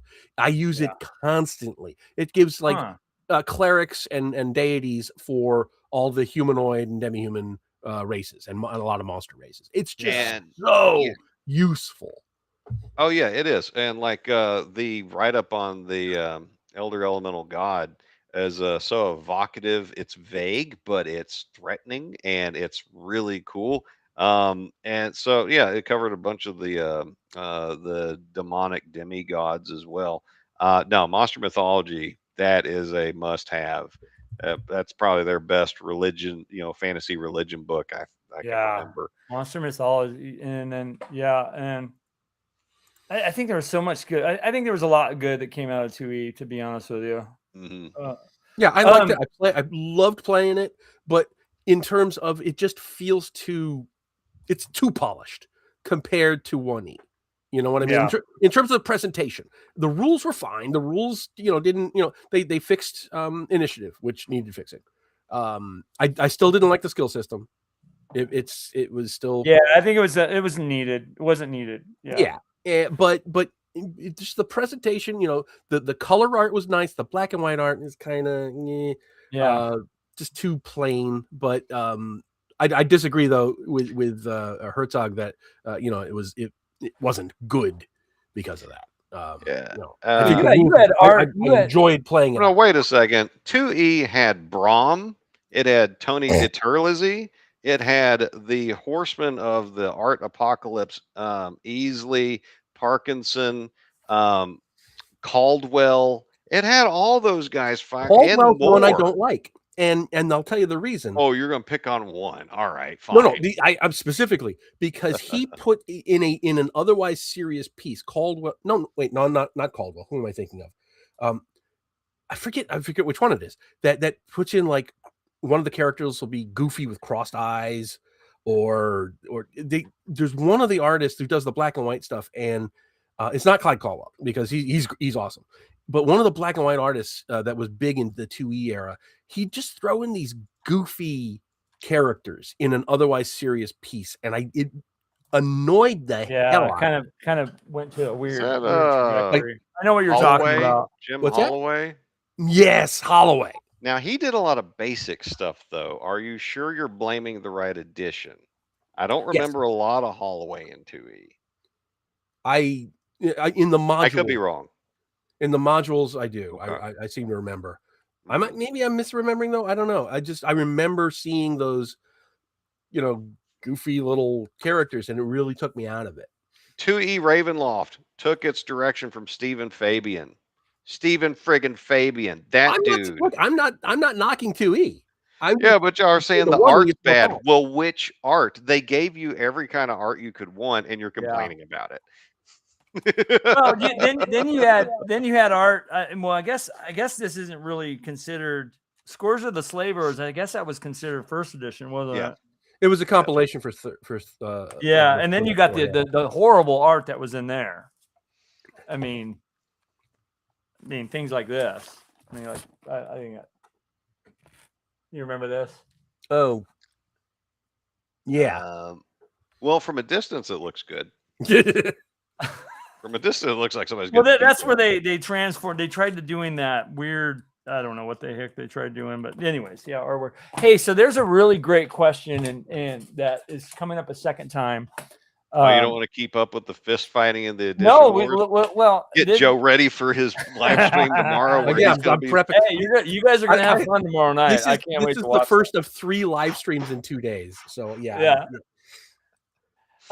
So there is a question that came up from Verbuiten von Doom, by the way, first time watcher of the show, and appreciate you having on here. He asked, he stated that he's getting back into D&D, and he's doing a AD&D first edition campaign with somebody, and his character, and it's in Greyhawk, which, kudos on a lot of things there. And Stephen and I already answered the question. But I'd love to hear your take on this, because he's saying he's going to be playing a Sulis, a noble fighter or something like that, and he asked for like tips on how to play this character. So I recommend checking the goal box. Arrogant. That's the one word you're going to use, is arrogant. He came up in here real quick, Joe. He says, so I referred him over. Said check out the box set and look under the Sul portion there to learn a little bit about the culture, and refer him to that. So blah blah blah. So he's mentioning he's got a copy of it. He's checking it out. But yeah, talk a little bit about the Sulis. If you're looking for a detailed account of the Sulois, it's Scarlet Brotherhood. They have an exhaustive history. They go into all kinds of things about society and so forth, because it's not just about the Scarlet Brotherhood. They are the Sulois supremacists, pretty much. Yeah, they cover a bunch of stuff. And if you're playing a Sulois character and you really want to lean into that, then that is the source book you want to get. You might also find a lot of good stuff in the Elric of Melniboné books, because the Melnibonéans are sort of analogous to the Sulois. Yeah, they're all they're very pale skin. They're albino. Right, They pale, have pale skin, silvery blonde hair, arrogant sons of bitches that have a lot of magical power. So yeah, you're going to find a lot of parallels there. Yeah. But that's yeah. that's just it. And in Greyhawk, there's very few pureblood Sulois anymore. Mostly inbred with Iridians and that kind of thing. So there's a lot of cross exactly contamination there. As far as nobody's purebred, I think in Greyhawk. I mean, there's no, you know. Well, you get some, like in the Filronian Peninsula, the Viking type barbarians. They're mostly pure Sulois. There's a lot. The Duchy of Ten is pretty much pure Flan. The Backloonish, obviously, but there's some in there, but mostly it's a mix of like Sul and Iridian and to differing degrees. Yeah, I think you can get. He says, "Awesome, thank you." And we kind of, before you got on, we talked a lot about this, but I will say that's something I didn't even think of referring him to is go on and I think drive through. You can get a copy of. Absolutely, it's certainly available as PDF. I don't know if it's print on demand, but it's definitely PDF. Yeah, I think most of everything now, a lot of the older stuff is on there. Yeah, so some of the PDFs, as I understand it, are not they're best subpar quality, but they're legible. Yeah. Well, since we got a lull, another shot at the 1E fanboy. What are you mad that 2E what's everybody drinking? Has a functional psionic system? Is that what you're mad about? No, I agree with Gary Gygax, who invented the game, who said that he regretted including psionics and that it belonged more properly in a science fiction game. If I wrote psionics like he did, I would regret it too. Well, because 2E gave you a Scion class, didn't they, or something like that? Yes, yeah. And Steve Winter did a great job making it work. It's my favorite class. But so what's everybody drinking? Well, I've made it through a few things. I made a gin and tonic using kumquat juice instead of lime juice. I finished off my gooseberry wine. There wasn't much left. And a friend had brought over some Chardonnay from the Pacific Northwest that I was about to start on. So my usual Coors Light. I was gonna say I'd give away a free first edition module if somebody could guess what you're drinking, but I guess you blew it. Here, one of these guys right here. Yeah, and I just got the standard non-killing you bourbon. So it's called a Kentucky 74. Mm-hmm. Yeah, I agree with a lot of your list. I just would have kicked down a couple things. I do like OD&D, and I do. You made a comment, and I love to hear your opinion on this, Stephen. I've ran a lot of games in OD&D. Did I learn OD&D first before first edition? No, I did not. I didn't play it. That wasn't the first thing I bought. It was first edition. Even though the first game I ever played, we didn't even have the rule books, didn't even know what we were doing. But OD&D is tough. You're right. But playing another system, then going to OD&D, and then you're like, I can understand. That's pretty much it. Because if you're playing OD&D with the supplement books, mechanically, it's not too far away from AD&D. Yeah, it's super close. Yeah, right. But it's just a couple little nuances. It was actually the first one I bought. I bought the white box before I played, and because I had been playing war games, so I'm a war gamer. I know what I'm doing, and it was impenetrable to my 13-year-old brain.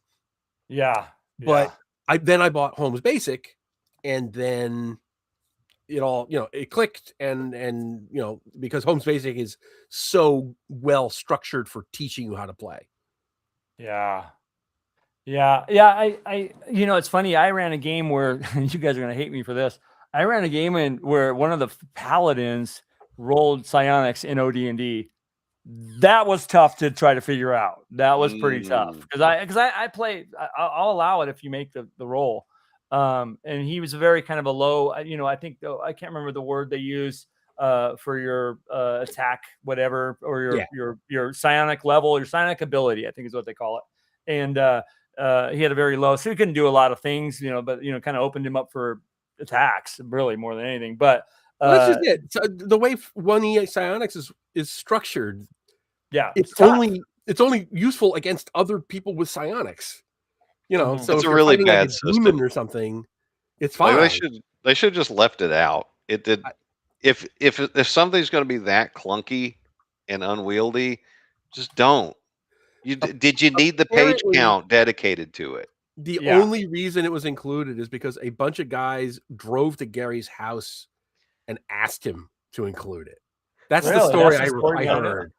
I And remember Stephen Marsh said that he came up with it, so maybe there was some friendship thing. Like maybe he was I like, don't, "Oh, yeah, you should really or learn maybe it." maybe Gary asked him to do it. I don't know what the whole thing was, but and in fact, because Adventures Dark and Deep does not have psionics, I had to invent the Psychic Strike, which takes the place of the one attack form in psionics that would affect non-psionic people, because otherwise you're robbing like demons and devils or Tenari and whatever Yeah. of a very powerful attack. So I had to add that in to make up for the fact that I don't have psionics, because otherwise I'd have to redo all the XP, and I don't want to have to do that. Yeah, RPG Grandma Science confused a lot of people from first edition AD&D because it was a terribly written system. Those people did not go on to read the second edition, uh, Tackling of Psionics, which just made it a proficiency check. It's just an ability check with some rules. So it's less Yeah. reliable than Magic, but I keep hearing the tired old line, everybody's, all psionics are overpowered. They got to be banned. Oh my God.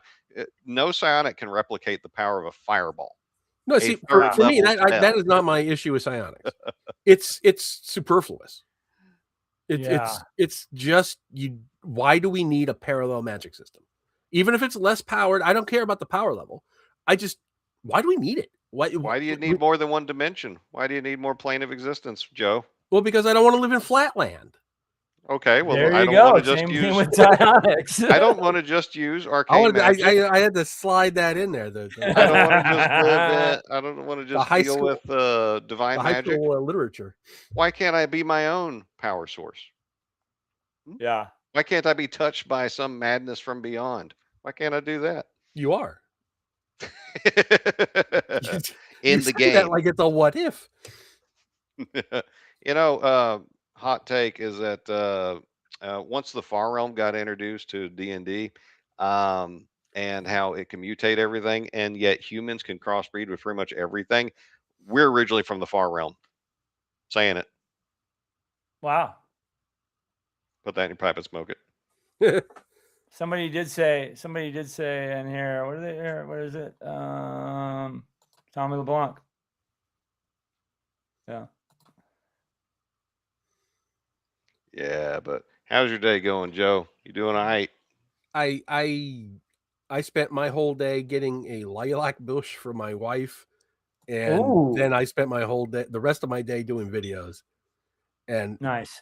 well, it was weird because Joe and Eric tease me because I do my videos a little farther in advance than they do, and Joe was bitching about that. Yeah, yeah, he is. He hates the fact that I don't do them like the day of, and I'm doing a series. I'm starting a new series of videos for my Greyhawk stuff, and by accident, I just kept talking, and I did like half of the topics that I was expecting to do a whole series on. So I just chopped it up into 3 videos, and now I've got all my Greyhawk videos done for the end until the end of May.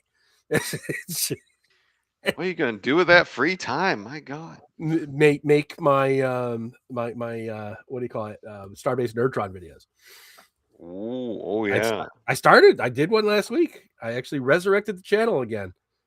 Yeah, I got you. I'm doing all the Star Trek classic Star Trek episodes from start to finish in broadcast order. So I did Man Trap, and next I'm doing Charlie X, neither of which I like a lot, but So here's another Rex Young 206. By the way, I should give shout outs to some people that I haven't seen on here in a while. Rex Young, I think coming from your channel, DM Grandma's here.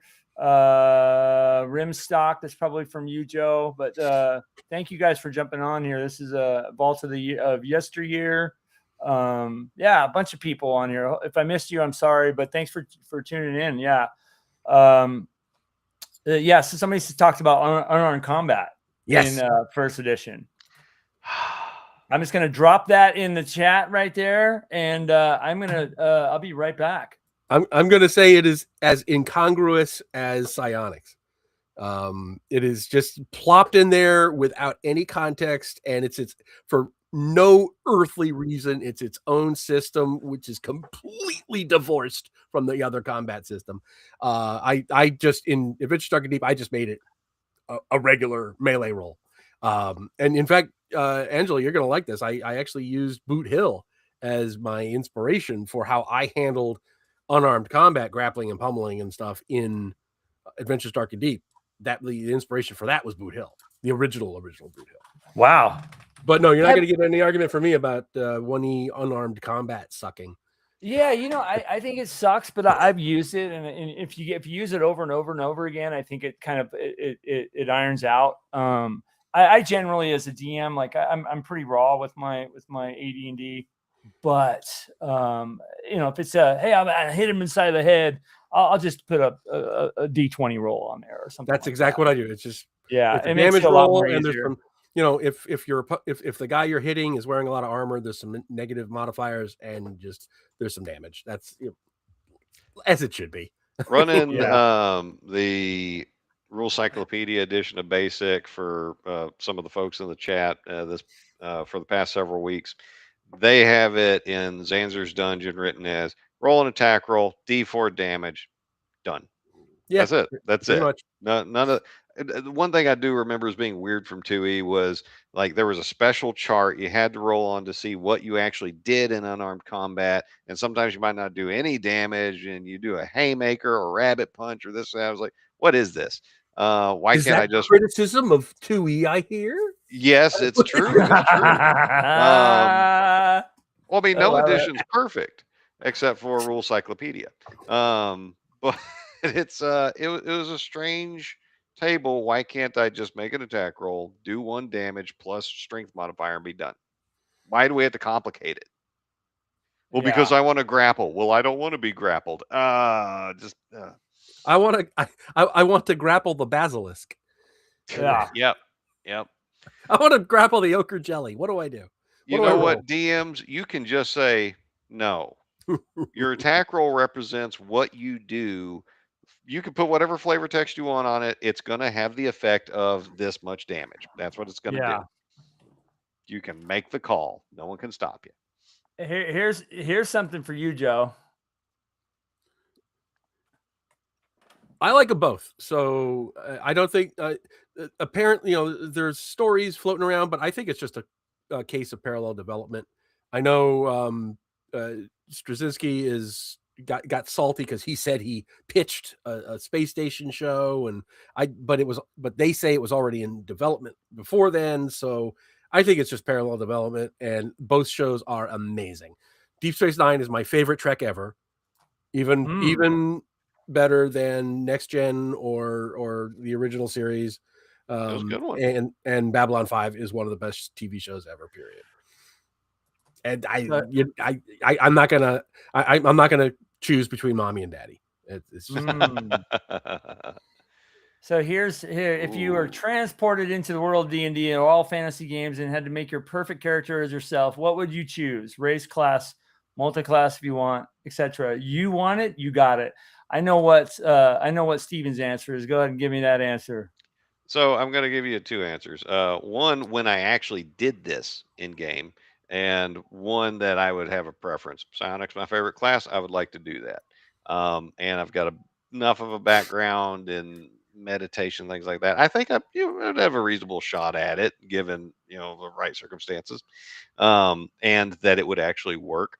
But one time back in the day, me and some friends made ourselves as 0 level characters, and in the real world, the Miss of Ravenloft came and got us, and there we were, 0th level. That's so cool. And we ported our own like foibles and problems. Like one of the guys was diabetic, so that was a disadvantage he had. So we got an advantage to like go with that, add flavor to the character. And I wound up becoming a magic user. I think that's what, and a Dark Lord at that. But then one of my friends wound up becoming a paladin and was my eternal enemy. So that was interesting. But no, I would totally human. I'm a human supremacist. Don't even apologize for it. And psionic. That's what I would go. That's what I would do. I'd probably focus on, let's see, psychokinesis. I like that. The moving things with your mind. That's what I would start off with if I had my druthers. But any of them would be good. Any of them would be cool. Any of the main disciplines. How about you, Joe? Well, I'm going to go with Dexter from Dexter's Laboratory. I want to be Gygax, the 27th level warrior mage with the 18th with the 18th level, a class 18 soul sucking sword. Why wouldn't you?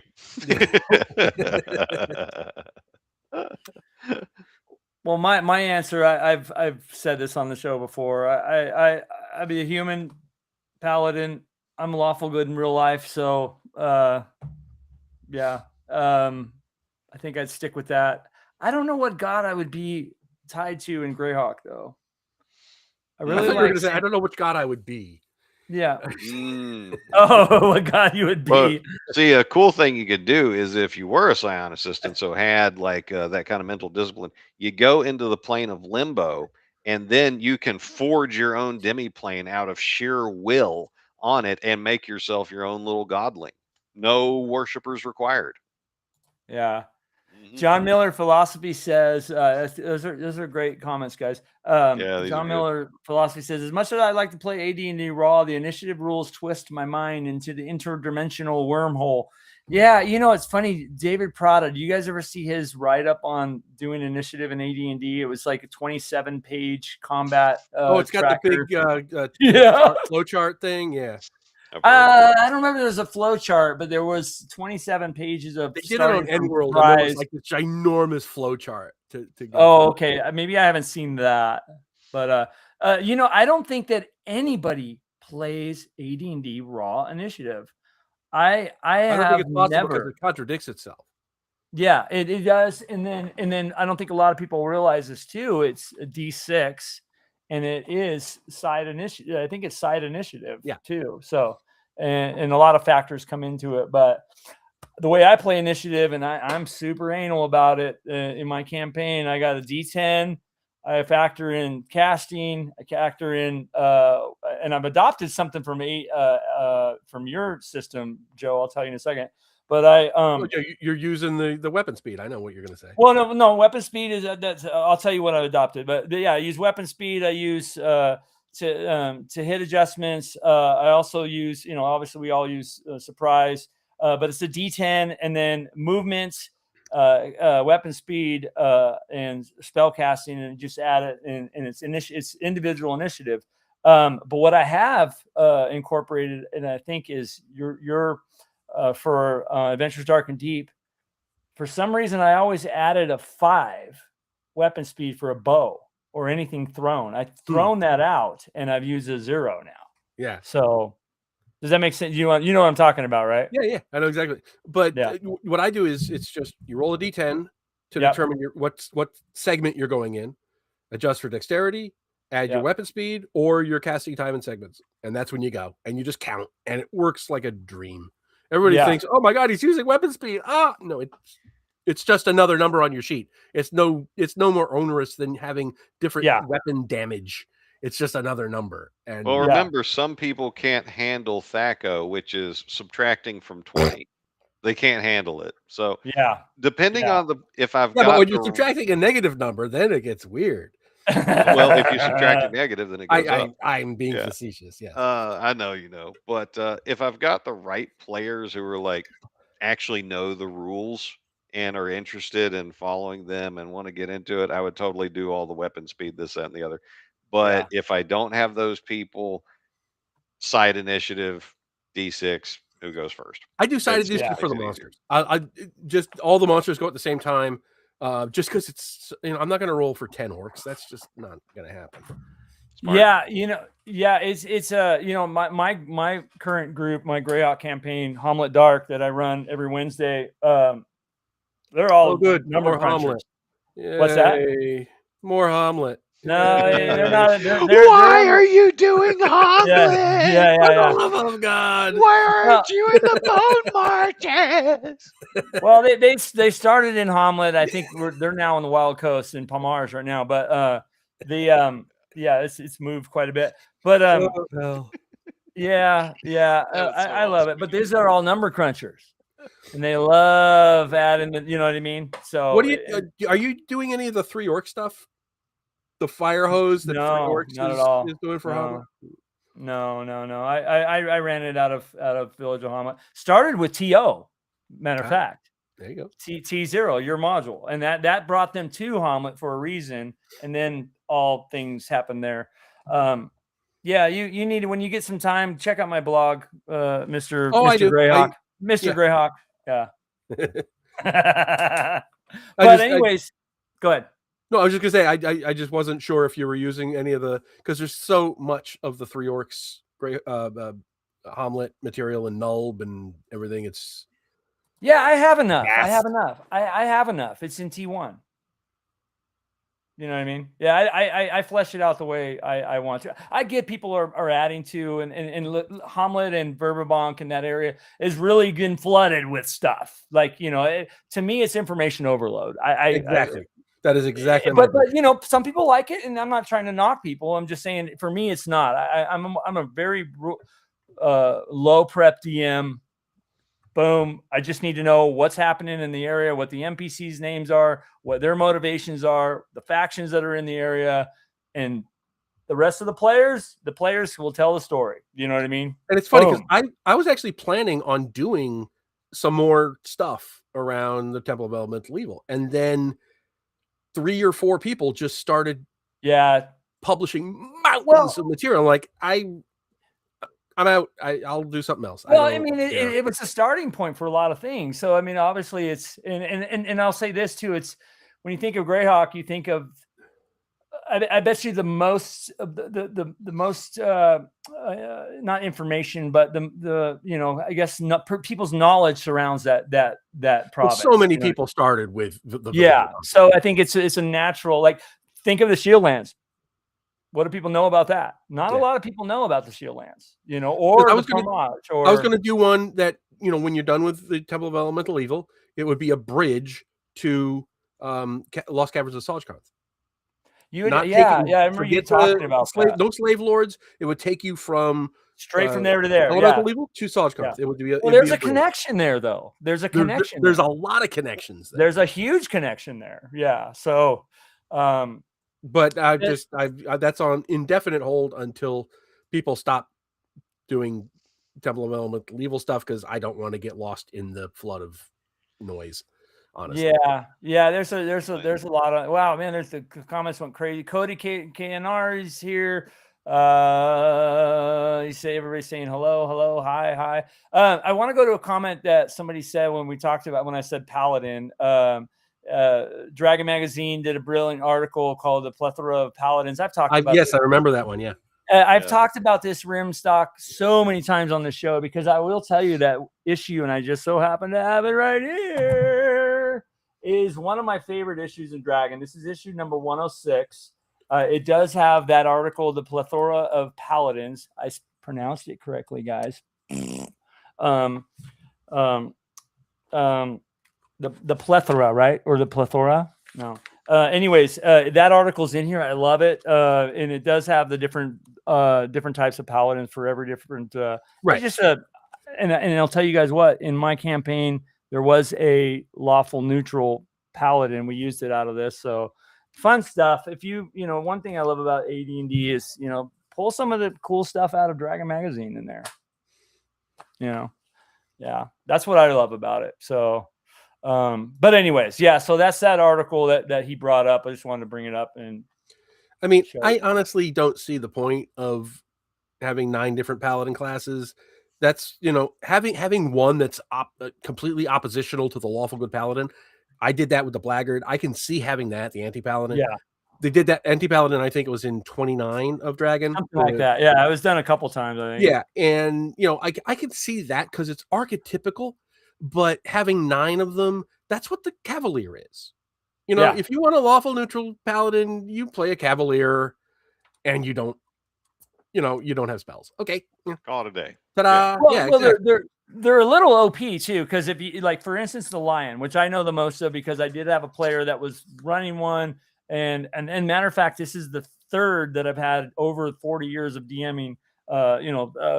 Playing, players play this, and at high levels they start being able to cast magic user spells from from their god, and that particular, the Lion, the lawful neutral one, which in this case he was a lawful neutral of St. Cuthbert. It works really well for our campaign, but they don't start at being able to heal. They don't have the ability to the Holy Sword ability. They don't have. There's a lot of kind of give or take. So they're not really a paladin. You know what I mean? They're not, and they're stripped of a lot. So of they're a those abilities. subclass of cavalier. That could be that's a really good way. I never thought of that, to be honest with you. Never thought of that. Yeah. And the Lions they're nasty. First level to get to second level at 5,000 XP. They're super tough class to play. But and they're D12, by the way, hit die. Anyways, but I love this, and also this magazine too. It's probably my favorite cover art from Parkinson. Yeah, probably. Yeah. I think he was probably the best of the Four Horsemen. Him, Elmore, easily. Oh, I got to go with Elmore. Caldwell. I got to go with Elmore or Caldwell. I mean, I think Elmore is probably the least technically talented one of the group. Really? But even him, well, if you look at his compositions, they're simpler.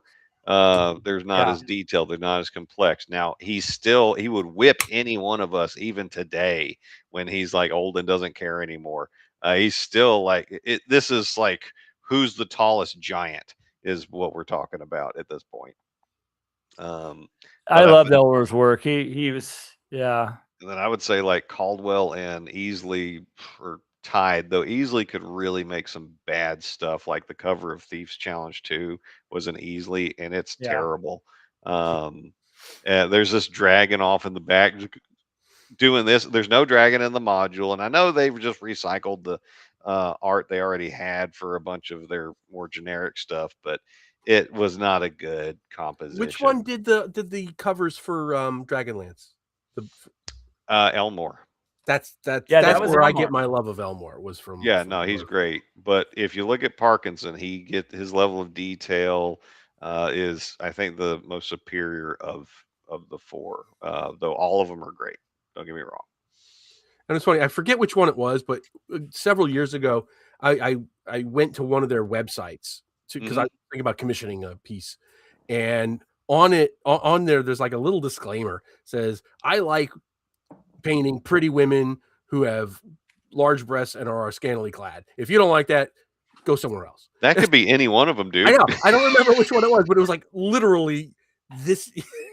D&D was better when there was big old honkers and metal hair on their women. Oh my God, metal hair. Yes. Bring it back and see what happens.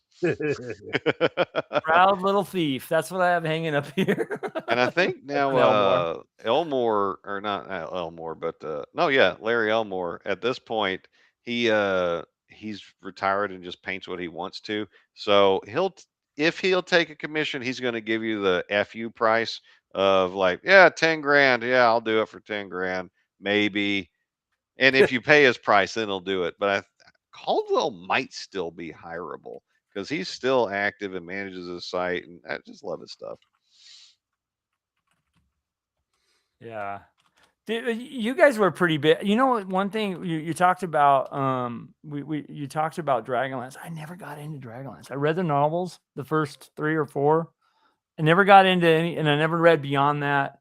Never really got into the modules, to be honest with you, even though I probably have every one of them. But I never got into that world. I know, Joe, you were a big fan. But, definitely a big fan of it back in the day. I just thought it was just so well put together. The novels, the world itself.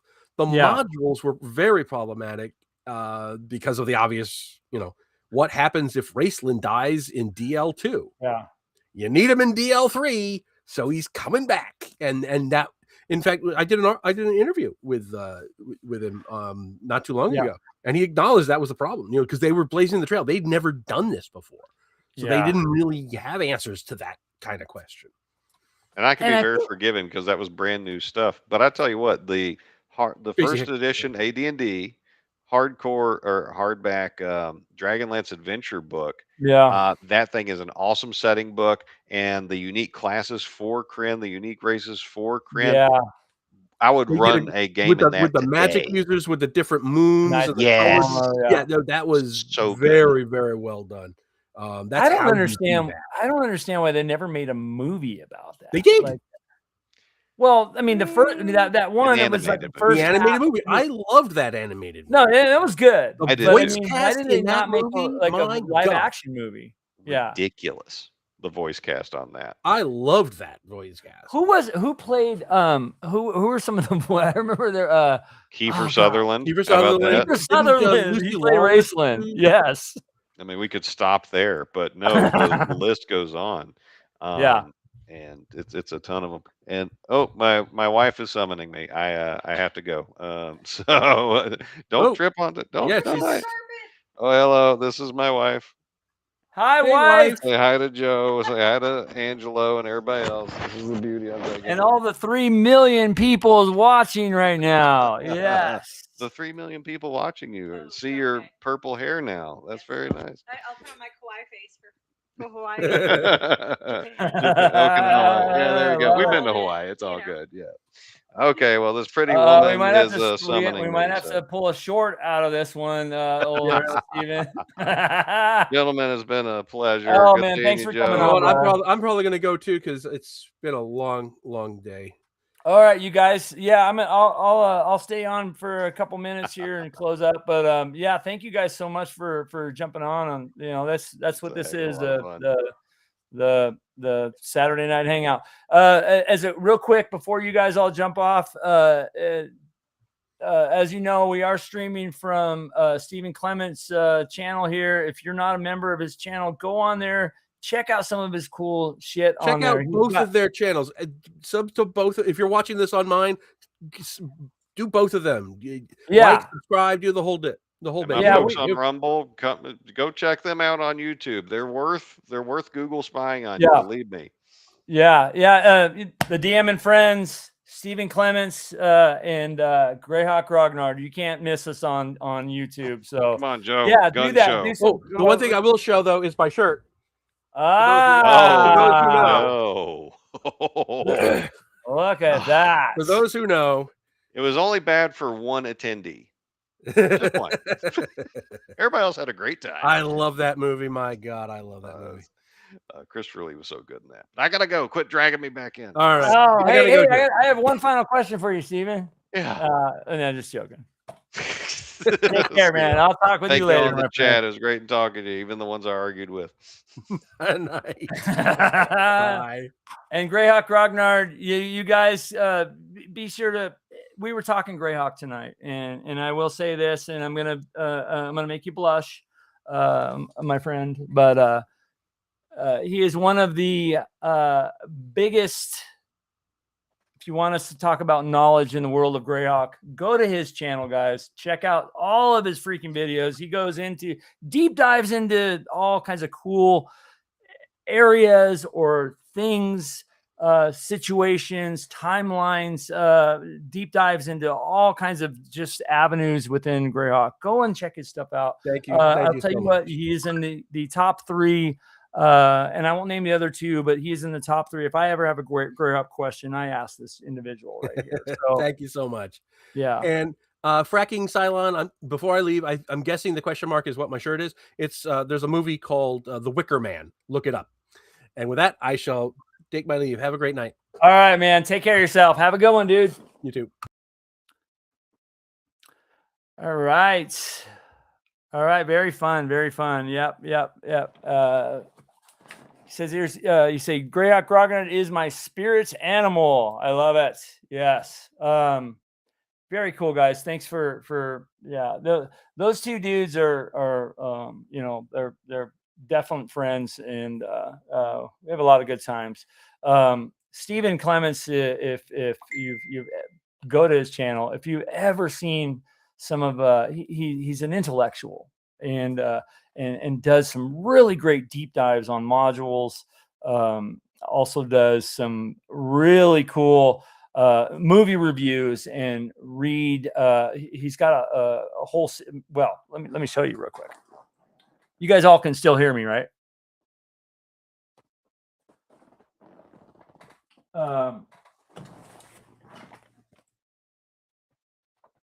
He's got a read where he read through Role Play Mastery by Gary Gygax. So this is a quick example of some of the things he's doing over there. So if you ever you kind of can put it on in the background while he's reading.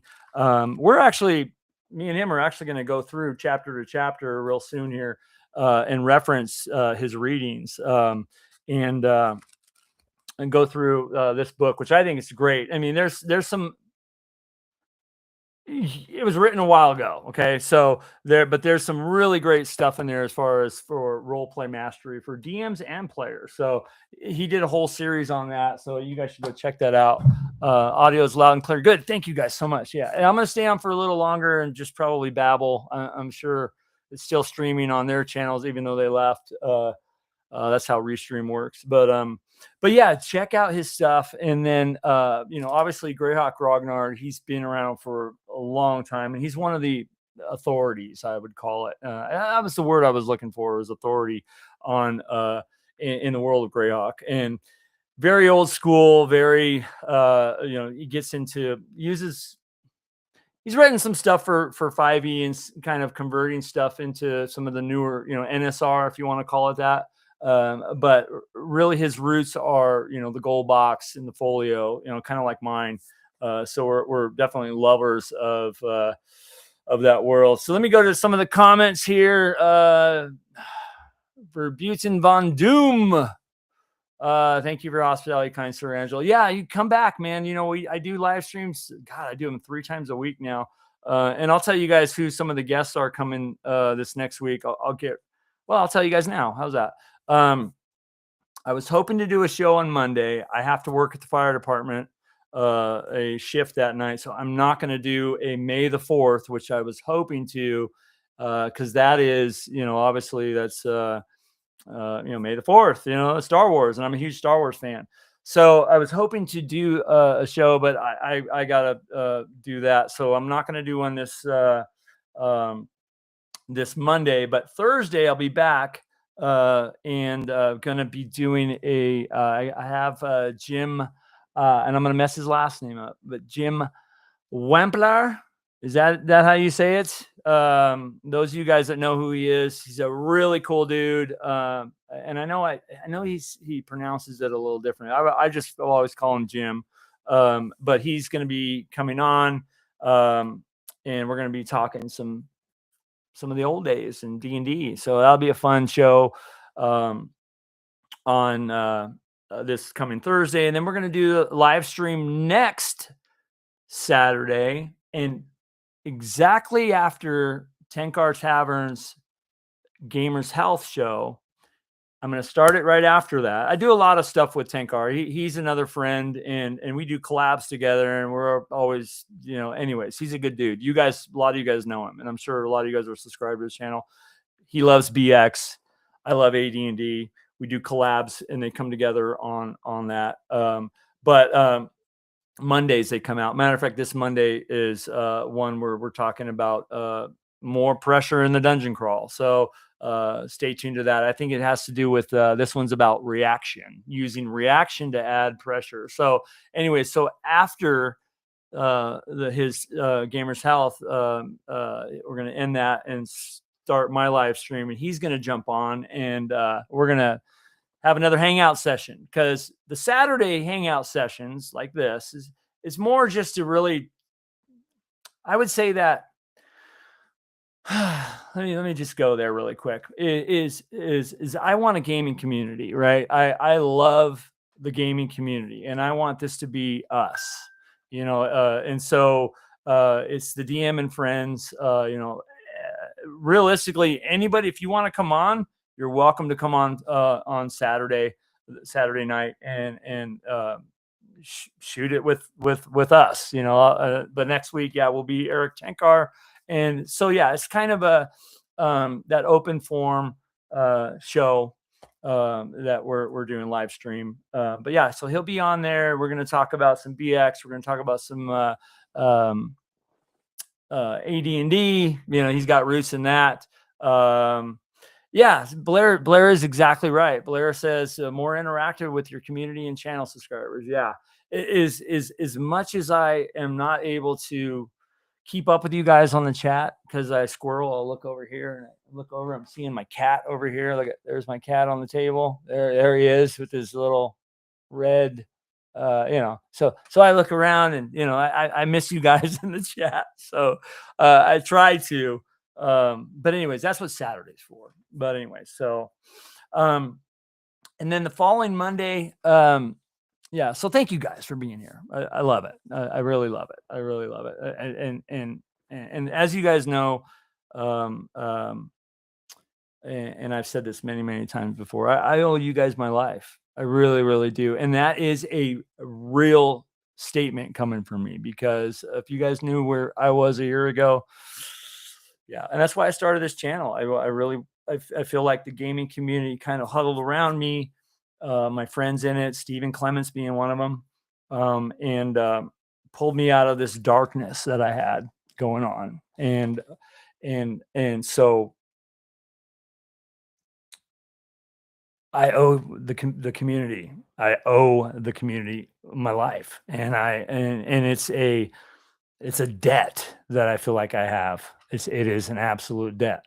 So that's why I formed this, and it's really just to give back. And you know, and I know that you know, and maybe someday we'll talk about some of these deeper things, you know, because I know a lot of you guys are going through that stuff too, man. And it's good to talk about it. I mean, you know, bottling things up, not good. I tried it, not good. So, and I was almost forced to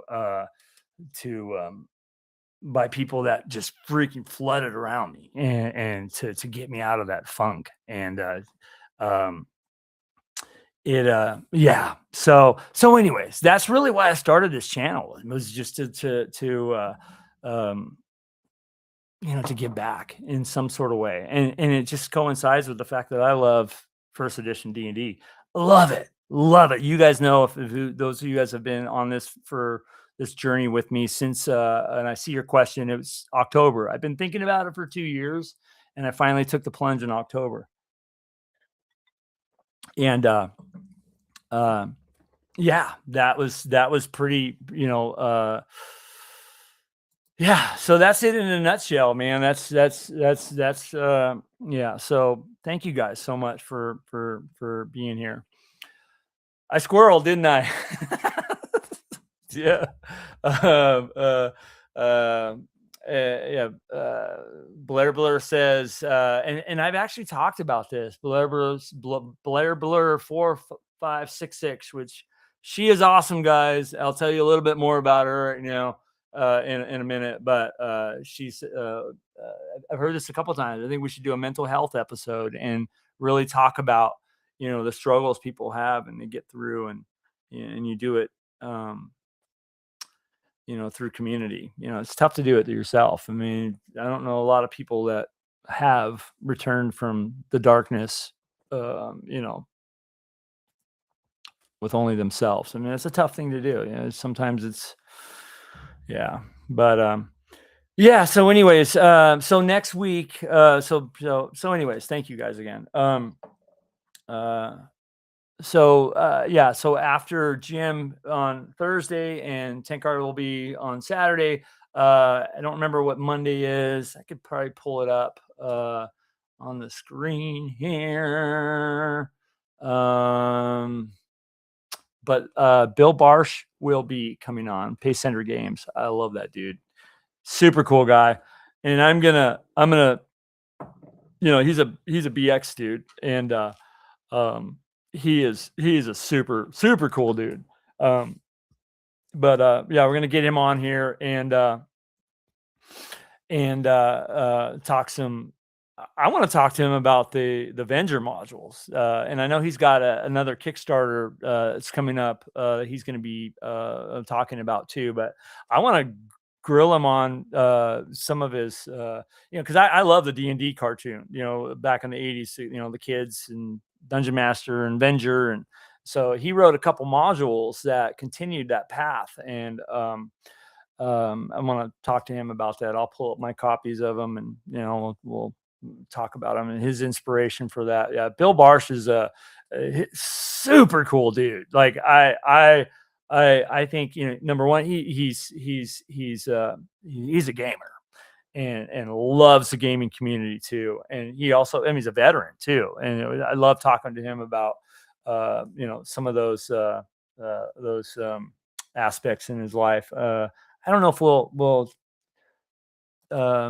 talk too much about that, but get an opportunity. But the D&D cartoon modules, I want to just talk to him about. I think they're amazing.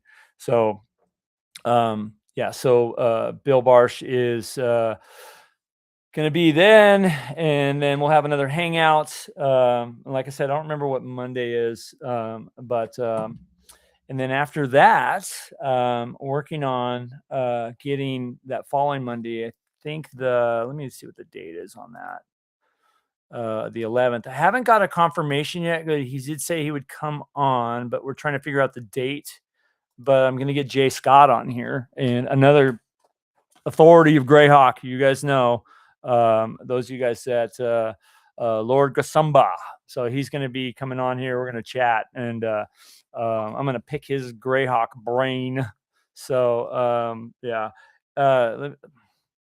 so, and then after that, Anna Meyer is going to be coming on again too. So we're figuring the date on there. So we got a couple, and there's more too. And then I think that'll be bleeding into North Texas. So we'll be doing some lives there. Couple collabs there too, hanging out at North Texas, which I will get to as it I want to talk about you can stare long into the abyss also stares into you. Yeah, that's true, Mark. Woo, man. Yeah. So Rex Young says, is Venger still DM's Dungeon Master's son? I don't know, man. We'll find out from Bill. How's that? I think there was a version that he was, or it was in the cartoon. I think he said it. It was my failure or something like that. I don't know. Yeah. So North Texas will be coming up. I'll be running Boot Hill in North Texas. I have some of my setup up here. I need to pack. I'm working out a couple of different scenarios, and I need to pack all that up and get it ready. I need to write up a couple things for North Texas still and get some time to do that. But so, and let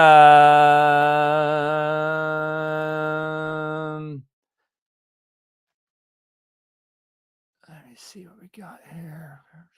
So interesting thing. I do see Blair Blur in here, and I wanted to give a shout out to her because those of you guys that have been in this channel, she's a huge supporter of the channel, and going to be, if I'm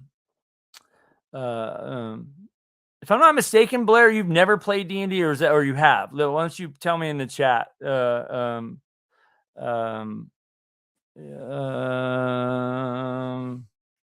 Tabletop TNT Tabletop Tavern. You've been working on your intro video for your show. Wow. Since 11 a.m. Wow, that's a long time. Jeez. I don't do any intros on my stuff. It's I don't know if you guys, those of you guys have seen my videos. I'm just raw with it. I don't do any editing. For me, it's not. Yeah, I just can't do it. Spoiler, Rex, the Greyhawk, the Dragon's Graveyard episode where the kids tell Dungeon Master enough's enough, and they're going to kill Venger is good. It's a moment where DM calls Venger my son. Yeah. I totally remember that episode. That actually, an interesting fact about that episode almost got banned from TV because they said it was too dark and the themes were, I don't know, Google it. RPG Grandma, good night. Need to go. All right. Night all. Thanks for jumping on. Appreciate you jumping on the channel and the live stream. Thank you so much for coming on. Yeah, this episode, and I don't remember what episode exactly it was, but it was called the Dragon's Graveyard. They they almost pulled it from CBS, I think. It was a Google it. There's all kinds of articles on it. Just sub to you. I'll check the channel out later tonight. All right, awesome. Fracking Cylon, good to see you, man. I'm glad you're here. So yeah, I was gonna say if any of you guys are going to North Texas, and Blair, if you're still on here, I know she's been stating in some of the last live streams that it's your maiden voyage to a con, right, Blair? And it's also going to be one of your first times doing D&D, I think. So okay, here we go. She's here. Never had ever played. Sorry for the delay. Working. Oh, you're working and watching. Awesome. Awesome. Pretty cool. Yeah. So, if you're going to be in North Texas, maybe we can get her. I know you mentioned last live stream, you're looking for somebody to DM. You should, you guys reach out to her and maybe get her in a game. She's going to North Texas. Correct, she says. Just okay. Thanks. Tabletop Tavern is here. Thanks for the Doom. Okay. Let me see. We got breadth and depth of good discussions. All right. Well, anything else, guys? I think we're getting ready to sign off here. This was fun. Okay, I can't do both North Texas and CNY. Had to pick. Roger twisted my arm. All right. Well, have fun at CNY. I might try to make it there sometime, but North Texas I'll never miss. North Texas is my con. How would they reach out to me, nerd? Okay. Question mark. I don't know. Maybe throw your number in there. I don't know. Maybe on the next live stream. CNYCon. I don't heard a lot of great stuff about it, but does it happen at the same time as North Texas? Tabletop Tavern, TNT Abletop Tavern, Tennessee Tabletop Tavern.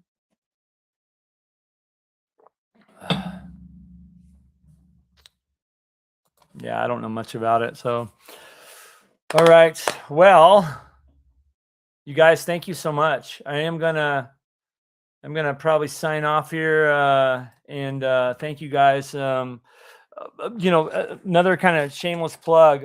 It's next weekend. Oh, okay, next weekend. Yeah, so they're not on the same time. All right. Maybe I'll make it down there sometime. I heard a lot of great stuff.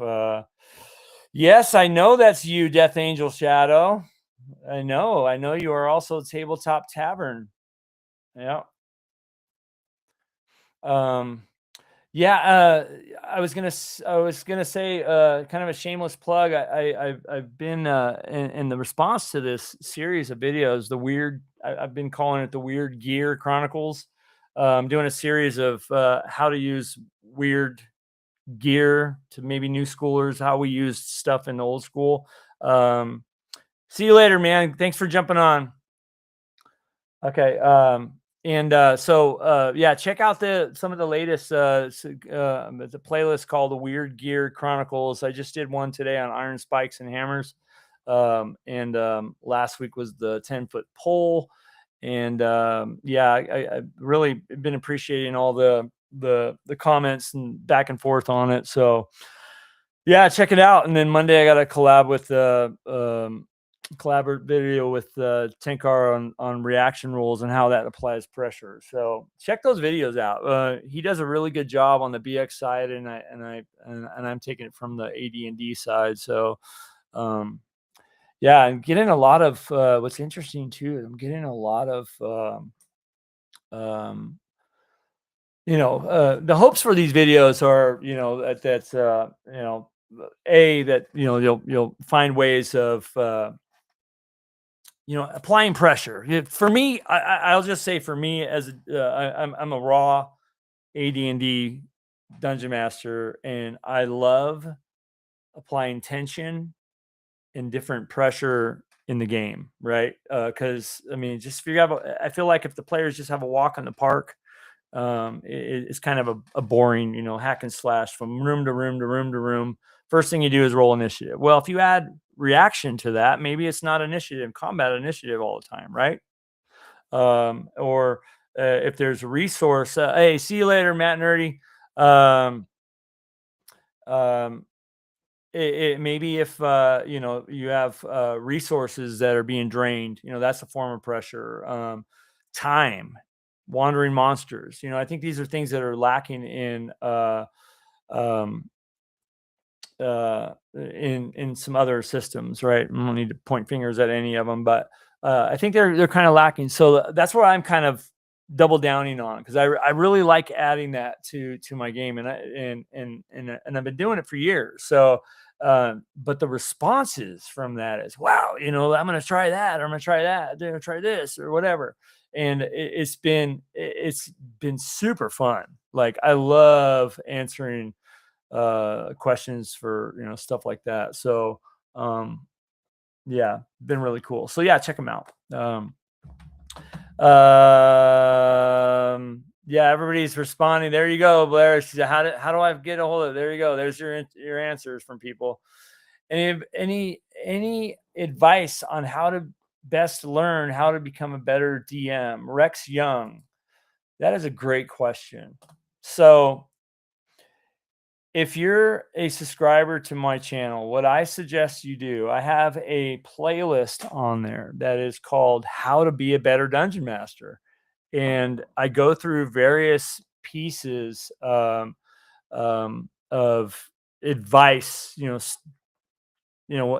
to deal with this, how to deal with that, how to deal. I mean, I do things in there of like how to, deal with player spotlight. If one person is hogging the game, I do things of, what if you have a player that is, giving everybody a bad time? How do you handle that?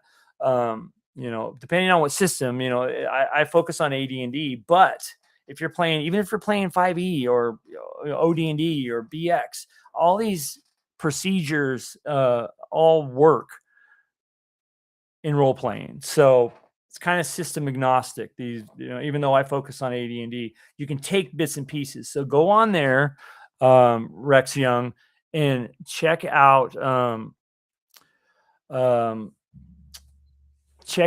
the playlist I have in there on how to be a better dungeon master, and just go in there and check out, and pick the ones that ignore the ones you don't like and pick the ones you do, and you can do that. Another thing I would say is, I'll put up my link to my Discord channel. If you're on Discord, join on there. I have a whole group of DMs on there that love giving advice out. So you just ask questions. If you have a very specific question that you want to ask, just go on there and feel free. Nobody's going to laugh at you. Nobody's going to say, what a dumb question that is. No, that's not what that channel is about. So I have it, the Discord channel. I'll put it up here. Yeah, go on there. We got some great people on there. It's so much fun. There's a section for memes. There's a section for Ask the Dungeon Master. There's a section for, like, we talk about Boot Hill in there. We talk about Star Wars in there. If you have any kind of questions, just go on there. If you're on Discord, check it out, and join. And obviously it's free to join. There's no you know, it's a fun place to just hang out and ask questions. And trust me, a lot of the people that are in here are, you know, on there answering questions, throwing out ideas. That's what this whole thing that you're in right now is about. It's about community. It's about the gaming community. I freaking love Dungeons and Dragons. I love role-playing games. I love you guys. And so that's what we do. We help each other. And, you know, sure, there's a couple bad apples out there that want to be, you know, especially if you go to Reddit or something like that, whatever, you know, but that's not what this place is for. This place is for helping each other. All right. Let me see. Rex Long says how to deal with players that are rules lawyering or intentionally breaking your world building or breaking the PC's teamwork. Chaotic evil back. Dude, I have videos on that. Go on there and check it out, Rex. Seriously. Shark YQ5RP says chomp chomp. Chomp chomp. I love it, dude. That's super cool. Yeah, there, but anyways, go on the Discord, and that's where I recommend right now. It's you know, you can ask questions in here. Sometimes I'll miss them. Some of the community will answer them, but go on there if you want more of a kind of a you know, slower paced answers. Yeah, Rex Young, that is a fracking Cylon says that's a complex question, dude. That is a complex question, and you know, and that comes up. Like I've had to, and I did videos on this because I was going through something, and I learned for how I handled this situation. You know what I mean? I learned, and I wanted to pass it on to you guys. You know, so you know how to deal with rules lawyering. I mean, that's a big one. You know, I did a video on that, and it's funny. I did it really for myself because it was a super big reminder for me, like how to handle, you know, I did one video. I think it's titled how to handle, what was it called again? How to handle disrupted players. And there's a lot of really great tips in there that I use today because it happens in your dungeon mastering career. You're going to run into things like that. It's inevitable because everybody has an idea on how, you know, how the game's played and this and that. And, you know, so, you know, there's some tips in there. Check it out, dude. Seriously, check it out. I think you'll have a good, I think you'll have a good good experience. Yeah, get on there and yeah, and if you go into Discord, you and me can chat. We can get on. I'll easily, if you want, we can get on. What are they called? The voice or video channels too, and I'll help you out in any way I can. So, yeah. Yeah. Worst thing is running into a realm where the player is walking encyclopedia in that realm. Yeah. I mean, it's tough. It's tough, but you know, there's a lot of things. For me, it's all about expectations. It's all about boundaries. It's all about knowing how to handle those situations when they arise and when to deal with them. You know what I mean? And then, you know, I've done a video too on the hard decision of, you know, hey, this might not be for you. You might not, you know, if this person doesn't mesh with your group, you might have to cut ties. And I've done that been doing this, I don't know, so maybe since the early 80s. I say 1981, where I've been running games. I've had to do it, voice channel. Yeah. I've had to do it. I've had to cut ties with players, you know, and they were friends, you know. It's like, dude, you don't vibe with this group, you know. And I've had to do it. So I put a couple tips and pointers and ways that I've handled it. All I can do is pass on my experience. Doesn't mean that I'm the ultimate authority on how to handle situations, because I will tell you what, 9 times out of 10, I learn from a situation and I usually handle it wrong and I come back. I mean, I don't know if that's the right number, but like a recent experience, like I handled it totally wrong on a very kind of rules lawyering. I did a video, yeah. Anyways, and it was totally wrong how I handled it, even though the situation was, yeah, I should have handled it differently. But it was a super big learning experience for me, and I've now kind of moved forward, knowing that I need to stop, listen, and learn a certain, in certain situations, and not just because I'm Italian, man, and I have a pilot lit that is lit all the time. All you got to do is blow on that, and you know what I mean. And I allow that to happen. So, so next time it happens, I'm gonna take my own advice and handle it differently. So, learn from others. And yeah, let me see what we got. See what happened. We thought the show was ending, but we are really getting the good shit now. I thought you left, dude, which I'm so glad that you're here, man. I'm so glad that you're here. Yeah, so that's why I do this. I'm not doing things for production value. You can see that if any of you guys have watched stuff like this, it's all, I don't have an outline. You know what I did for this show? I wrote down that one video that I clowned Steven on. That was the only bullet point I had for today's show, and that was it. That one right there. All right. I love the impromptu, just, let's just talk about gaming. And, we've all loved gaming so much that we can talk about it all the time. And, there's always great questions that conversations we can have. With Joe and Steven and, Chris is on here a lot too. These are great guys, man, that have a lot of experience. I like to learn from others.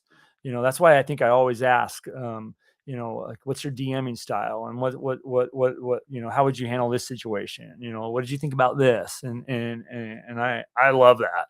So, yeah, Tommy LeBlanc. Hey, how you doing? Yeah, Tommy LeBlanc says, play and have fun. That's that's the big thing, man. We're here to have fun. And if it stops being fun, then we're doing something wrong. And, that's when you gotta kind of step back and think about, okay, what's going on here? You know what I mean? So if it's an abrasive kind of thing, yeah, talk to other people. Like, you don't have to always, I will say this, use other people as sounding boards, and that's why I refer you to the Discord channel. Like, you go over there and ask, because you don't have to always think it in, keep it trapped in here and try to figure it out in here. I think that's kind of the worst place to really, in a lot of, not every situation, but in a lot of situations, better to get, I like to ask, I have a very specific group of guys that if I have a problem, whether it's life, D&D, gaming, anything, I talk to somebody, and then I'll talk to another person, and then I'll gather the data, and then I'll make a decision. That's what I do. And I'm just saying, that's what I do. That's so it's good to have good sounding boards, in life and in gaming. How do I deal with this dude that's, got his head stuck on his phone the whole game all the time, blah, blah, blah, blah, blah. It's kind of a disrespectful thing, right? What are you doing to cause that? Or what are you going to do to handle that? So talk to other people and see how they've dealt with it before. You know what I mean? That's just a kind of a situation, I don't know. I don't know if that was a good example. Was that a good example? Probably not. But, yeah, you like good characters. Tommy says he likes good characters. Yeah, I generally do like good campaigns. I've DM'd some campaigns where, we had evil parties and stuff. It's interesting, but it's really what your gaming style. It's really about that. Happy to see you too, man. Yeah. Steven was great to have on my show last Sunday. Great. Yeah, I'm glad you had him on there. Yeah, it was a good show. I watched it. Shark said, as DM, gatekeep hard and don't tolerate morons. Yeah. It's about boundaries. It really is. Stress the critical importance of loyalty and teamwork. They fail at that and bad things happen. Yeah. That's Shark. That is classic pressure, tension,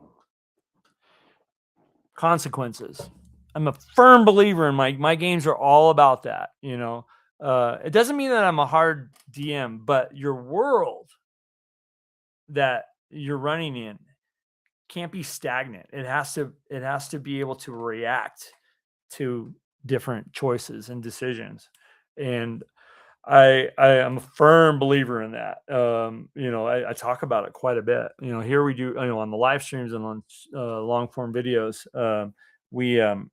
I think, I'm just not a big fan of having a game that is just point A, point B, point C. A decision should have a result, not just, it doesn't really matter what we decide here because we're going over here. You know what I mean? Or the result's always going to be over here. So good comments, guys. You either get a consensus or you get a variety of opinions and draw your own conclusions. Yes, that's exactly what I'm talking about. Yeah, Frack, I tell them at character creation, don't make an evil character or just lure morons. They won't survive long.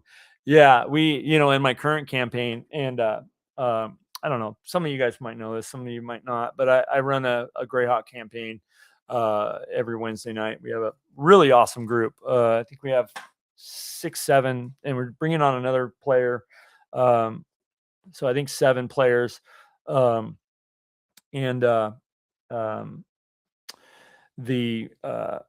had a recent thing where one of the players got very confrontational in the group and attacked another one, and it ended bad. So to me, the group that are in this game almost need to, but I've seen it where you don't always have a cooperative play, but almost need to survive to a reactive world. There's going to be decisions that are made that just you're going to need to band together to survive, whether you like each other or not, and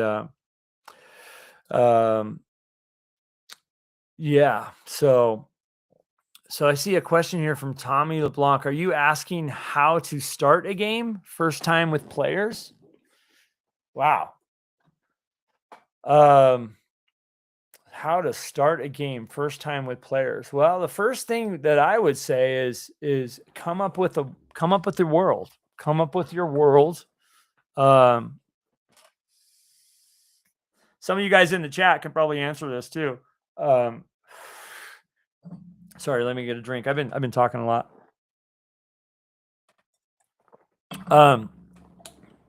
Well, do you have players? Do you have players already, Tommy?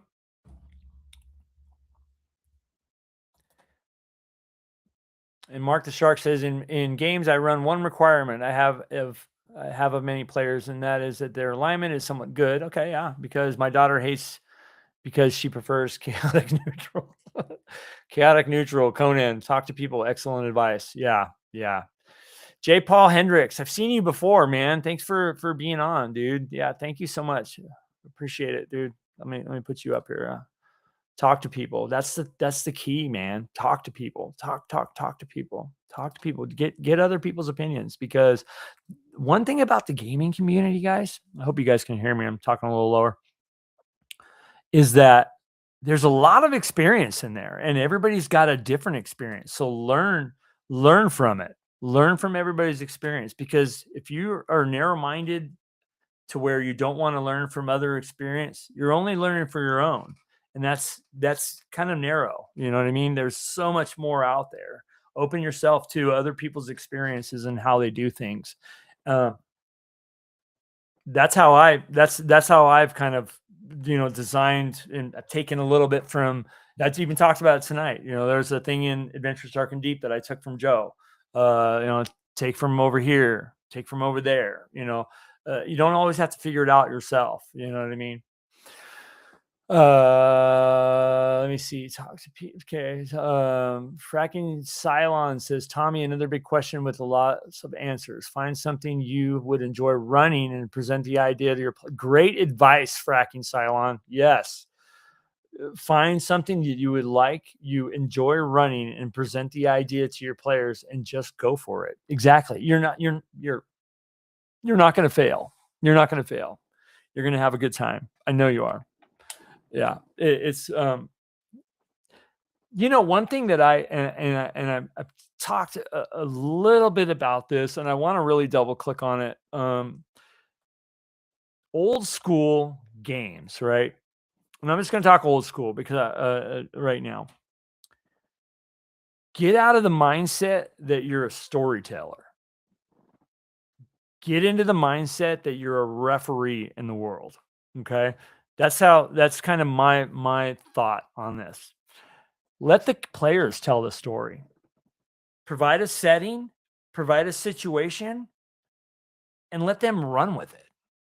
Sometimes they will pull it into areas and things and bring you into that you never even thought of. But realistically, these are the players. These are the ones that are driving the story. All you have to do is know a couple things. And I keep saying this, but I kind of did a video on this because I'm a light prep DM. So you got to know your world, right? You got to know the factions that are in it and what their motivations are. You got to know the NPCs and their names, right? Names are important. And then just provide some type of, you come into town or hey, there's, rumors of this. Let them run with that. And then just improvise and improv it and run with it. I think that's kind of the best way to run. You don't put too much on it. Don't put so much on it that you're, if you have expectations going into the game, your players, if they're good players, are going to screw you every time. Every single time they're going to screw you because, you're going to set up this crazy trap on the door and their job is what? To figure out to get around it, right? So what if they figure it out and the explosion doesn't go off, right? And your expectation was this is going to happen, right? So you don't want that to kind of build into some type of a, I expected this. Well, now you have a resentment over like, I'll get them next time. No, let it flow with it, man. If your players get around a trap that you're doing, or they come up with a totally different way to go instead of, the way you thought, roll with it. Roll with it. That's a story.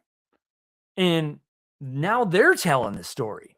You're not the story. You're just refereeing what's happening when they make a choice, when they make a decision to do this. You're a referee for it. You're not. Do you know what I mean? You find your niche. But I love that what Fracking Cylon said right here is just find something that you would enjoy running, present the idea, and to your players, and then just go for it. Just go for it, and let them and let them drive it. God, I'm so behind in the comments here. Yeah, thanks. That's great advice, Fracking Cylon. Tommy says, been around the block. Finding players in real life is my biggest challenge. Dude, it's tough. Second is getting schedules to align. Yeah, that's tough too. My group is online. We all used to, when I lived in LA, we'd all come. There would be 7, 8 of us every Wednesday night at 6:00. And we'd all be in my gaming room. This isn't obviously, this isn't it because I'm in Montana now, but we'd all be around that table, rolling dice, eating pizza, drinking Dr. Pepper, and other things and whatever. And I love face-to-face games. Well, then when I moved, we all went online. So, I was fortunate enough. I had kind of an established group that I was running, and we all just went online.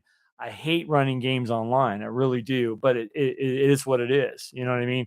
Um, I'm more of a face-to-face DM because I like seeing, I like smelling the pizza and, you know what I mean? But, yeah, it's tough to find players. It really is. One thing you can do is go on Discord channels that have a little thing says find players, or there's some Facebook groups that you can go on looking for players. Put it out there, you know. Um, let me see, been around. Okay, asking people to play, just asking for help. People play. Yeah, just asking for help. People play. The internet makes things easier. Yeah. However, there's a big difference between in real life and online games. Yeah, dude, that's exactly what I'm talking about. Yep. Love that, Nick. Fracking. Love that. Fracking. LOL. Yep. I love that, Mark the Shark. You can learn as much from a bad example as you can from a good one. The trick is being able to recognize the difference. Yes, dude. Totally. Headless. Good to see you, man. Good to see you here. I've seen you before and appreciate you being on, man. Totally. Yeah. Very good advice. He says, thank you, man. Tennessee Table Talk says the very first advice I learned when I first DM was that if you expect players to zig, yep, they will zag. That is totally the truth. Yeah, getting comfortable with being able to ad lib and improv is something that will take some time. Yeah, it totally is. Yeah. You just got to do it. It's like riding a bike. I mean, you fell a couple of times, but you just got to keep going. Yeah. Yeah.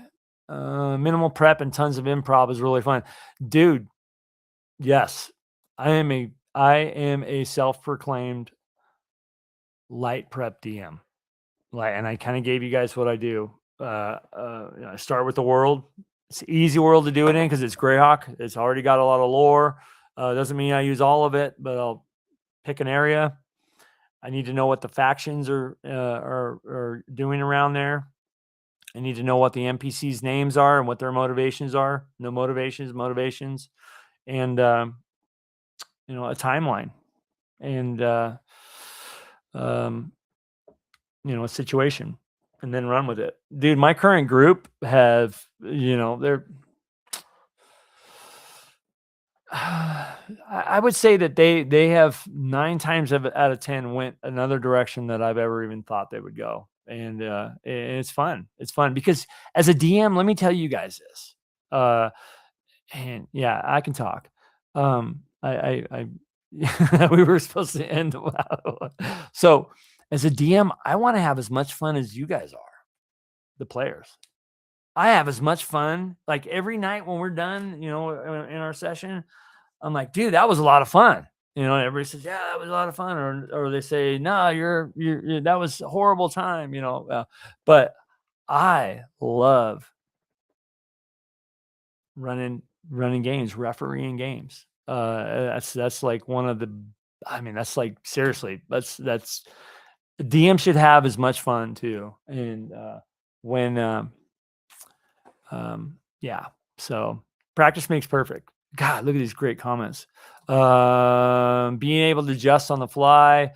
If players are slicing through your monsters like a hot knife through butter, don't be afraid to ramp up the HP, even max it or increase the numbers. Yeah, if they ramping through stuff easily, it's all about the dice, man. It's all random. I use reaction. I use morale. I use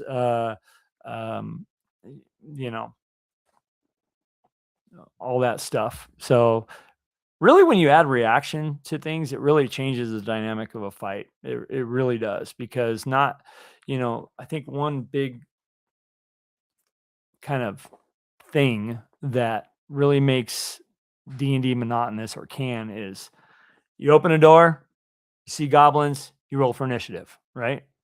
Well, if the referee pauses and says, wait a minute, I'm going to roll a reaction, or the parties, instead of just running in and attacking, they wait for a second. stop, listen, and learn, then maybe there's a reaction rule. Maybe those goblins don't want to fight. Maybe they want to find a way out of here. You know, maybe they want to. Maybe they're hungry and they want and they would love to trade all this gold for whatever, for food. So you can always kind of run with that. You know, put yourself in the monster's place. Okay, put yourself in their place. Not every monster wants to die and is willing to die because of, for this 20 by 20 foot room. It's unrealistic. Add a little bit of realism in your game and a little bit of randomness. The dice determine what happens and the player's choices. But yeah, I always kind of live by that. So, let me see. Okay, absolutely, my friend. Referee, the players will weave the story as they go. Shark says, this is a good one. Storytelling as embraced in modern eras is merely prancing for theater, emo kids, and failed novelists. Okay. Dreg's one of the guys on the Discord channel that will answer a lot of questions. He's really, really, really good. This dude is super cool. There's a couple guys on here. It's Mark the Sharks on here. I hear a lot of chatter from. There's a couple other, but they'll answer. We'll all answer your questions. The DM presents a world and reacts to player action or inaction. Players want stuff that they can acquire in the world. Yes. Don't tell Joe the lawyer. LOL. Yep. Okay. I'm harsh on modern softly gaming, crying about DMing. I started DMing at 10 or 11 years old with DMG. Yeah, I did too. Dice and paper, far less than what we people have today at their fingertips. Dude, it's funny, Shark. Yeah, I started in 81 and I started with those books right here. The Player's Handbook, DMG, Monster Manual. I think at that time, I want to say BX was out too. But there wasn't a lot. I mean, it's interesting. Like there wasn't the internet, to get something or to go and see, wow, Greyhawk Folio. What is this? I had to go to the gaming store and at that time I wasn't buying complete, built out worlds. I mean, that obviously came a lot later. But we would just do our own little maps and build our own world, and a lot of my influence was, Lord of the Rings and, that kind of stuff. I'm sure it was for everybody. Yeah. So, it's interesting. Like to me today, I think is a little bit tougher, but also easier because there's so much information out there. If I want to find out a little nitbit about, let's say, I don't know, the Carn Hills, in Greyhawk, right? I could just Google it and it'll come up on, Greyhawk Online or something in Cannon Fire or something like that. But, we had to make that stuff up, it's just, I think it's good in that sense, but it's also, there's information overload right now. You could really, so part of the advice I would give that you that was asking the question too is make it simple. Don't get all complicated and try to put 50 pages of backstory, 50 pages of lore. Just start with a situation, man. Easy. Boom. It'll develop from there. Do you guys agree with that? Because if you start putting so much stuff into it, you're gonna drive yourself nuts. Number one, the players are not going to go those ways anyways, and you know what I mean. It's there's a lot of prep involved there. It's not players. Okay, wow, it's really really great comments here, guys. Mythia, I'm sure you love the chat. Okay. Legion of Myth yet? Okay, let me see. Versuit, have you been on Legion of Myth yet? I'm sure they would love to chat. I don't know what that is. Sorry. Is this for Britain Von Doom? You're asking about, have you been on Legion of Myth yet? I don't know what that is. Sorry. Becoming a good DM is a skill. It takes time, reading, and experience. Everyone starts out lame, but eventually you get better. I like that. That's so funny. Joyler spends more hours a day than weeks prepping. Yeah, he's a heavy prep DM. He's done videos on it too, and we've debated about it a little bit. But yeah, he said everybody's got their own style. I'm just telling you what mine is because that's just my experience, and also with talking with others, kind of coming up with my own formula. You know what I mean? Yeah. LOM is interesting. Okay. In early days, we would order pizza. The gang would say, "Shark, you're smart and awesome, dude. Just run us in your crazy world, brother." Very little needed, just basic stuff and high enthusiasm. That's awesome. Wow. Oh, Agile, you're still hanging on. I love it. I want to bring up your thing for EggCon real quick here. While we still got, wow, a lot of people still in here. Thank you guys for being on, man, and listening to me ramble. That is Max's channel. Yeah, I don't know that one. Sorry. Yeah, he's pretty interesting. He says Tabletop Tavern. Okay. Yeah, I do want to, for all you veterans out there, I want to show this. Agile is doing a thing with EggCon this year. I want to bring this up every live stream that I do. So I'm gonna bring it up today. But yeah, Agile's Veterans Helping Veterans has partnered with EggCon this year to provide complimentary 4-day badges to EggCon 3. So reach out to him, you guys. And he is Agile Monk at iCloud.com. I'll put that in the chat right now. Yeah, email him and he will hook you up with that and give you more details and more information. But yeah, thank you so much, Agile, for doing that. That's a big that's a big thing for me because I love the support of veterans, and I think it's our duty to support them, especially the disabled vet. I mean, any vet. I have a lot of them in my family. But yeah, .com. Here we go. That's his email address, guys. All right. Well, should I babble more or should we shut this down? Yeah. Those of you guys, if you don't, if you're new to this channel, the DM and Friends, and you're viewing from another, Stevens or Greyhawk Grognard's channel, yeah, come over here and subscribe to the DM and Friends, and check out us. Join us in the live streams that I do. Check out some of the videos that I do for AD&D. I'm kind of a AD&D, I don't know, whatever you want to call it. That's what I believe in. So yeah, check out some of the stuff going on there. And those of you guys too that aren't subscribed to their channels, go and check them out. Agile Monk, okay. So, there's another great guest. Yeah, Agile is the best. I'm lighting a fine cigar right now. I'm lighting up a fine cigar. Yeah, Tennessee Tabletop Tavern. Yeah, it's Steven was on there, I think last week. Tennessee Tabletop Tavern. Yeah.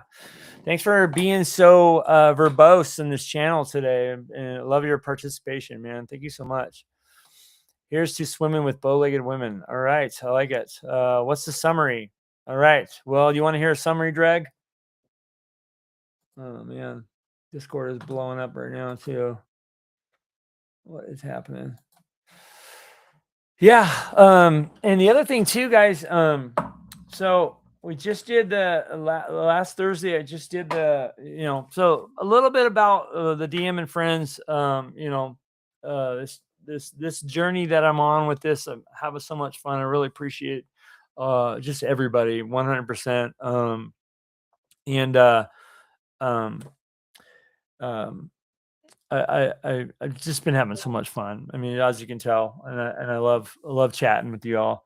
Um, And if you so choose, I did open up recently the ability to become a member here, and I'm working on how to get some more perks lined up where it's more behind the scenes stuff.